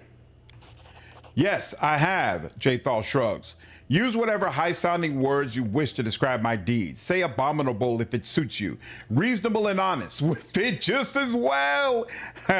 Do you have family in Kyonin? Anyone who is dear to you? Do you mean someone I would hesitate to sacrifice? Probably my daughter. I would regret the wasted effort. The creature turned out quite well, like a properly trained dog or a well-managed horse. Is exile your only punishment for murder? For an elf? Jay says pointedly, exile is a serious punishment. There is no other Kyonin in this world. Even I, who despises its hypocrisy, must admit as much. How did you die, and what happened afterward? Jathal frowns. I don't remember my death. I was stunned by the sentence of exile, and I admit I showed weakness. I wandered aimless, absorbed in despair, without concern for my safety or sustenance. And then I remember desolate rocks, a stone I lay upon, a convulsion passing not only through my whole body, but through my soul. Then I awakened, cold, calm, my body overwhelmed with strength, but haunted by a strange internal silence. There were bloody prints of bone feet on the stone next to me, the sign of the goddess. A battle site lay nearby. That was the first and last time I heard Urgathoa's voice. She spoke but 3 words. Hail, the Inquisitor. That is all. She has neither addressed me nor answered my pleas ever since. She's not about family at all. Damn, she gonna get a creature, yeah. Incredibly cruel and passionless. I will not bother you with the story of how I tried to comprehend my new condition. Soon I had a chance to put my new powers to the test. A group of my kin had tracked me through the woods. They were insolent and would pay dearly for this, but I had to reckon how I might free myself from their persistent chase. A powerful protector from among the short-lived could help me, and the Sword Lord seemed suitable. That is all. Tell me about your birthplace. I hope you're not asked from idle curiosity. Kyonin is the birthplace of the elves. The other races are allowed to visit within reasonable limits, usually only as far as Green Gold. That is the enclave for half-breeds and the short-lived, a whim of our queen. I enjoy going there sometimes as to a wild beast show. Beyond this caricature of a city, Kyonin is a mixture of grandeur and the sad remains of ancient glory. Next to today's graceful dwellings lie the ruins of ancient monuments and fountains. Elves prefer to live in small groups and secluded settlements. The most outgoing and ambitious live in the capital, Ayadara. Daily life is filled with the efforts of 100-year-old infants seeking worthy goals, and 1,000-year-old stony cynics entertaining themselves howsoever they can.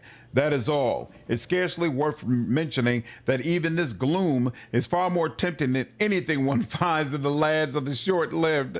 Enough talking about your past. As you wish. Thank you for the conversation. Farewell. All right. Jay makes Camellia look like a fine family member. You cray-cray. She is indeed. Send me a divine full cast. Ooh. Tavern, throne room, exit. Oh, interesting. Okay. Yeah, we're in the main square. A nice full cast you have. Burning in the stratosphere. Was sure not to want to sleep in camp between Jay and Cam.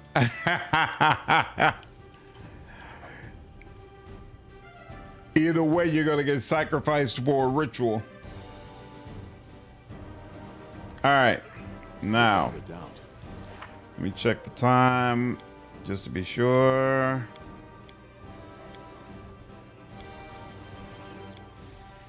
There was a time somewhere.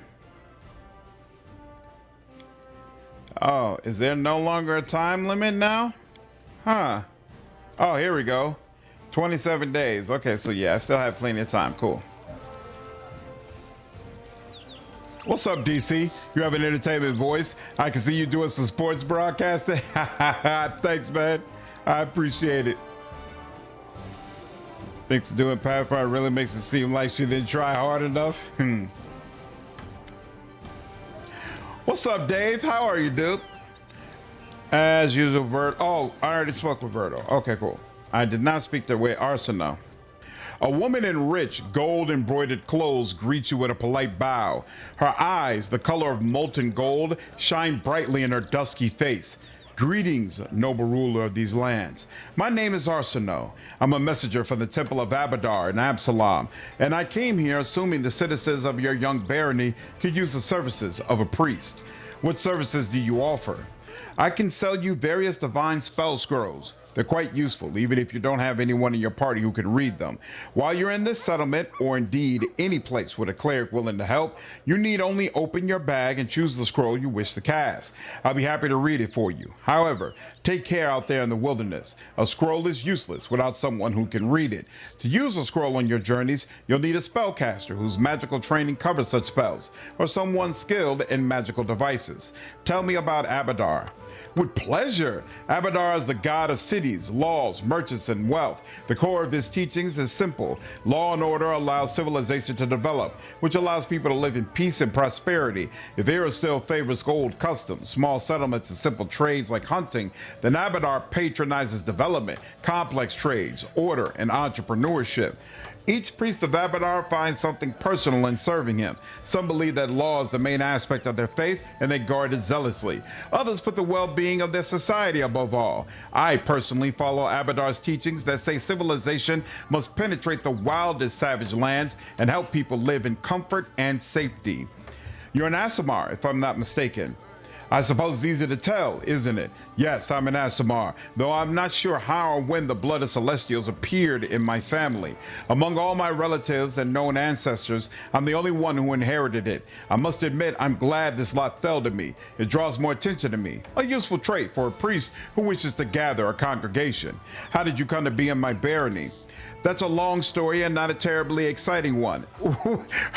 Why do you call Abadar the worst god? I was born and raised in Absalom, but I saw little point in staying there. What's the purpose of promoting the faith of Abadar in a city already so large and well developed? No, I was drawn to backwater places where civilization was just beginning to emerge. It gave me such joy to see the first stones of a new settlement being laid, or to see wilderness that once harbored monsters and criminals become a safe, cozy home for people. I've devoted my life to my travels, choosing to visit places like your barony. Allow me to say, it's a place after my own heart. A city growing over the remains of a bandit lord's lair is exactly the sort of triumph of civilization Abadar prescribes. I hope my skills as a priest will be of service to these lands and their denizens. If you're so eager to help the citizens, why do you charge for your services? It's part of Abadar's philosophy. The rules of trade and exchange develop for a reason. They help bring order to our world, and they mustn't be broken without need. The opportunity to get what one desires for no effort has a corrupting effect on souls. I can use the help of a cleric. Desna would kick his ass 10 times over? I don't disagree with that. That is precisely why I'm here. Like Abadar for clerics and oracles gives proficiency with light crossbows at level 1? I don't remember at all if there's any scrolls I should be going for, but here. I can go ahead and sell you this stuff. Okay, now. Let's head inside here. Boom, boom, boom, boom, boom, boom, boom, boom, boom, boom. Ooh. Oh, I forgot about her. A tense silence hangs over the house. Kaessi, your tiefling friend, emerges from the shadows, but her eyes are staring into the distance. She seems to look right past you. No, not now. The turmoil is suddenly over, but you can see fear in Kaessi's eyes, her blue eyes. It's you. I wanted to say, please don't be afraid. You can tell me the truth. What's going on? The girl closes her eyes and clenches her fist, obviously in the grip of strong emotion, but one you cannot read. I knew it couldn't last forever. Why did he even make this rule if he knew it would be impossible to keep? She takes a deep breath, opens her eyes, and speaks with firm resolve. Come what may, you should know, Isaac, that the person you know by the name of Kaessi does not exist. My real name is Kalike, and well, it's a long story, and such stories are better told besides a welcoming fire. Will you hear me out? Fine, let's go. The girl rests her head on her arm and stares off into the distance, lost in memory. Stories by the fire in the desert where I was born. My fondest memory, when the day is done, hosting guests, parents and children, friends and rivals, all gather by the fire under the stars to tell their tales. All they did, all they witnessed, all they heard from other travelers, and the whispers carried by the desert wind. My sister and I often snuck in to hear these stories, hiding in the shadows just beyond the circle of light and warmth. We are hellspawn, you see. Tieflings are unwelcome guests in Quadara, unblessed by the light of merciful Serenre. We grew up sleeping in a common tent, scavenging food here and there, like orphans, all but outcasts and disowned. We were 13 when we left and set off to find happiness in the cities, and everyone we left behind sighed with relief. My sister and I, we were twins, but as different as the sun and moon. Her name is Canera, which means silent flame. She is fire, a cold fire, but one that turns everything to ash. I am a river. It brings me joy to give water to tired travelers and nurture green shoots. But when I flood, I am bound to bring death. The girl's eyes are full of sorrow. Despite our differences, we are one. Our lives belong to divine Nethys, and by his mercy, we now live in turns. While one of us is here, the other sleeps in another plane. And when she wakes up, we switch places, just as you witnessed. So this is why you didn't remember me when we were talking to Jamandi Aldori. It still would have been better if they had added his blessing feat. But I whined about this already in our earlier stream. How could I remember you? I never met you at the time. That was Canera. She was the one who taught you at the reception and helped you fight off the assassins. We usually write each other notes, recounting in detail all that happened and describing any friends that Kaessi had made.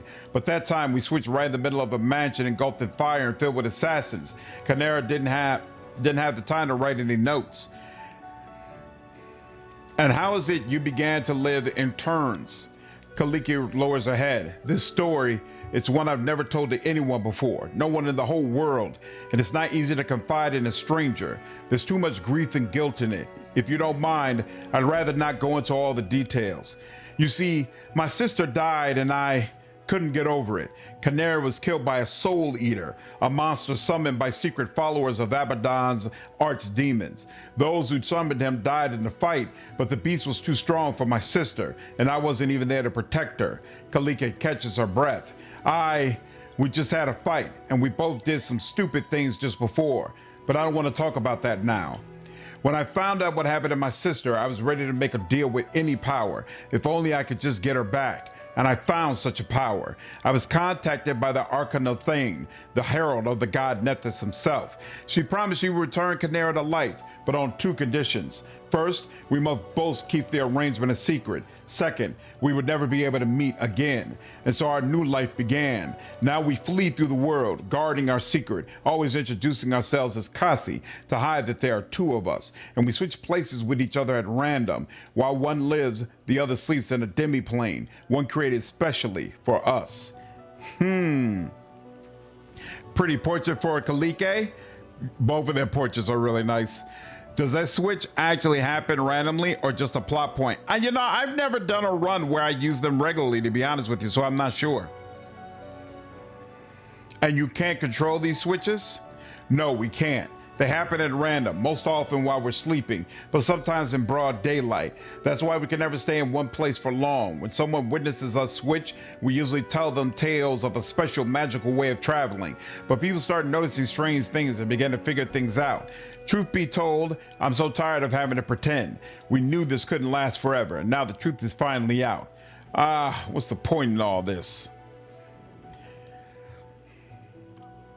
You revealed your secret to me. It means you broke one of the rules set by the deity's herald. Yes, will you make me regret this, Isaac? I felt you might be someone who could help my sister and me change our fates. Neutral good. What can I do to help? That's actually what I wanted to talk to you about. Canera was supposed to tell you of an ancient treasury that we've been looking for. Gold isn't the only thing of value in this place. It may contain an ancient relic taken by the Taldan raiders from a respected Kadaran temple of Nethys.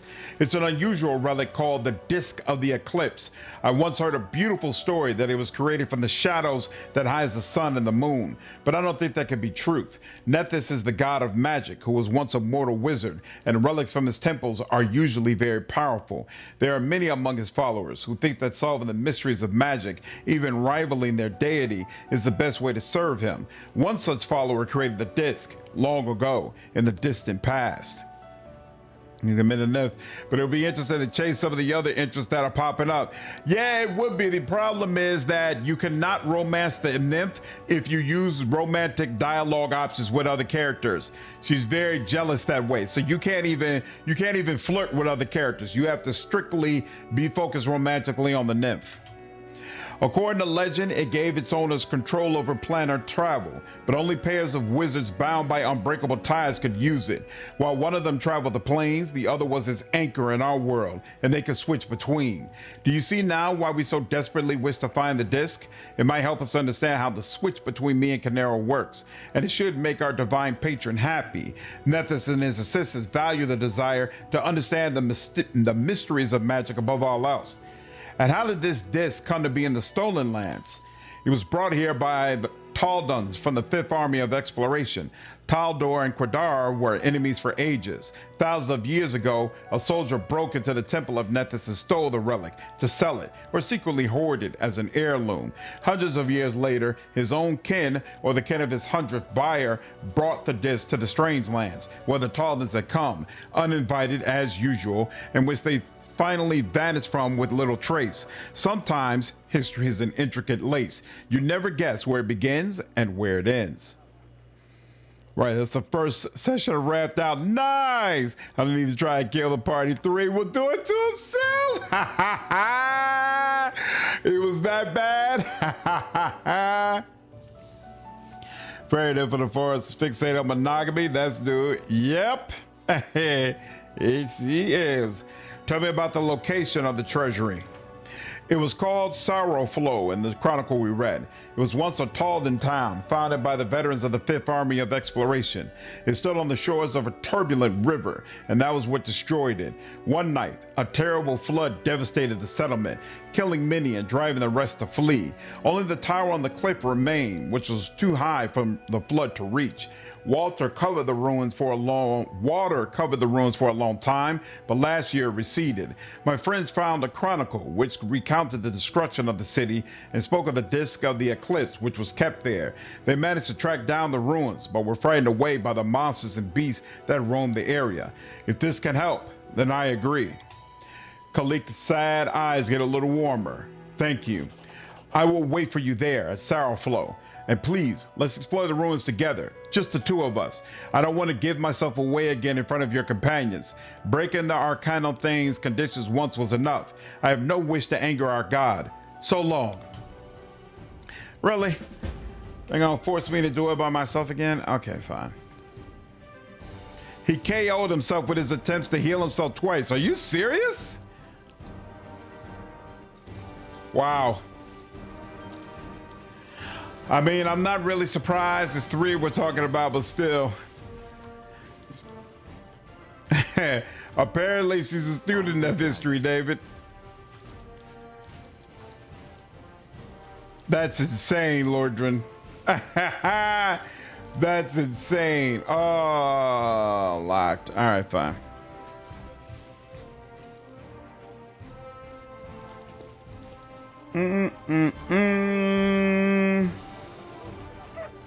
All right. Our path leads on.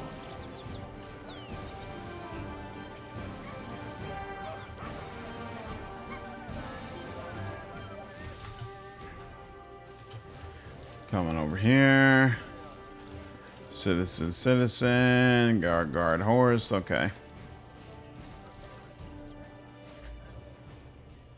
Beautiful. Yep. And you. Yep. Beautiful.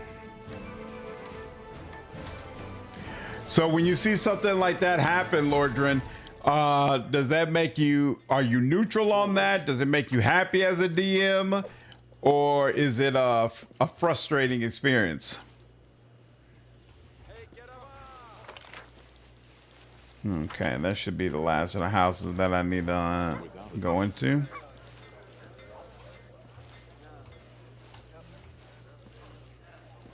Well, everyone's laughing about it. All right, so sounds like people are having a good time. We march ahead. Because, of course, it's the reed. Of course.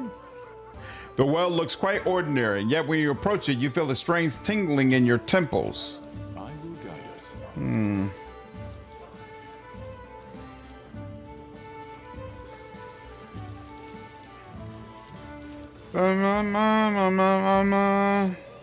Alright. What's up, Vulcanmere? How are you, dude?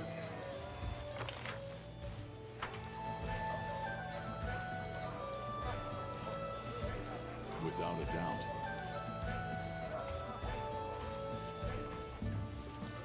Okay.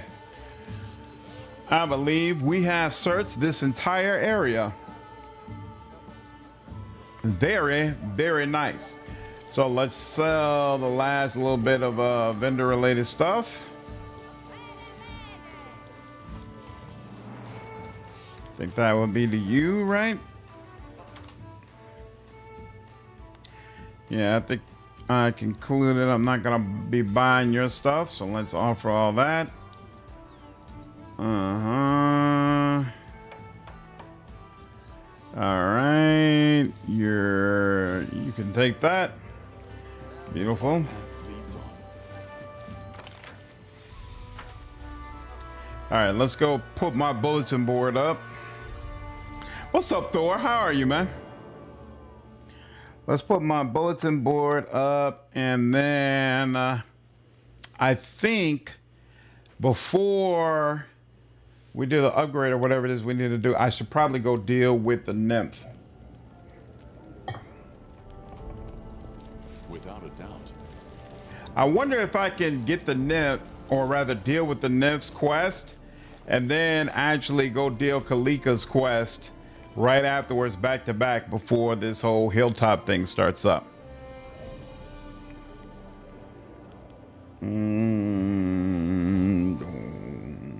Okay. Yeah, support the consulate. Yeah, that's that 14-day one. So yeah, we'll hold off on that, and we'll hold off on rebuilding anything for now as well.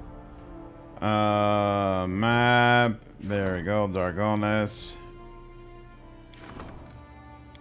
There we go. And I do want a bulletin board. +2 to resolve problems, and that's it. You know what? We could put him here because he doesn't really need to be around anything else. But I don't know if there's something better that's supposed to be over there. Oh. Yeah, we'll put you over here. And then what does a peer do again? Economics, yeah. What's his name will be happy about that. So we'll go ahead and put that there. And then of course we might as well do the wall. And anything else? I don't think so. And close out of that. And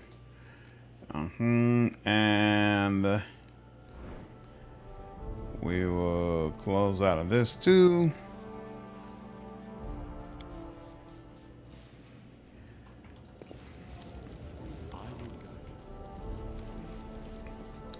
Boom, boom. And let's make sure we get Tristan back at the teleported back over here. Leave there. Oh crap, he needs to rest. I kind of don't want to rest. We'll figure out how to heal him. I'm not worried about it.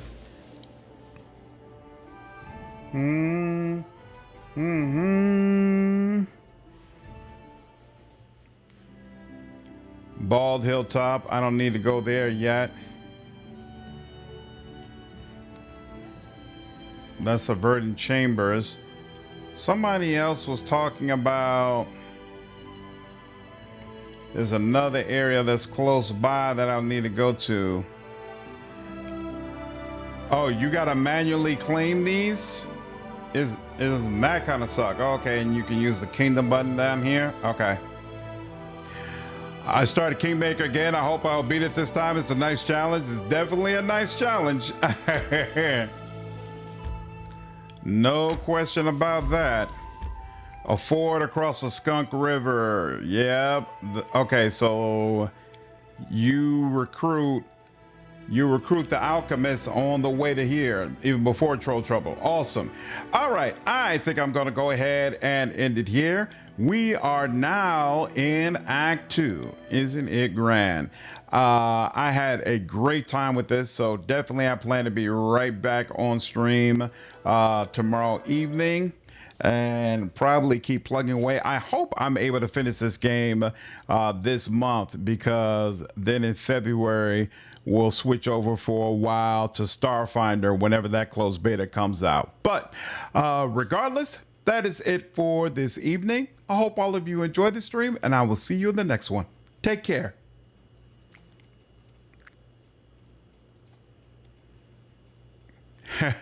Take care, Thor. Sorry, man. My pleasure, Kaiser. Take care, staff. Have a good night, Quintek. Yeah, it's good to be in the kingdom, dude, for sure. Take care, all of you. Hope you enjoyed the stream. My pleasure, Lonesome. Have a good night.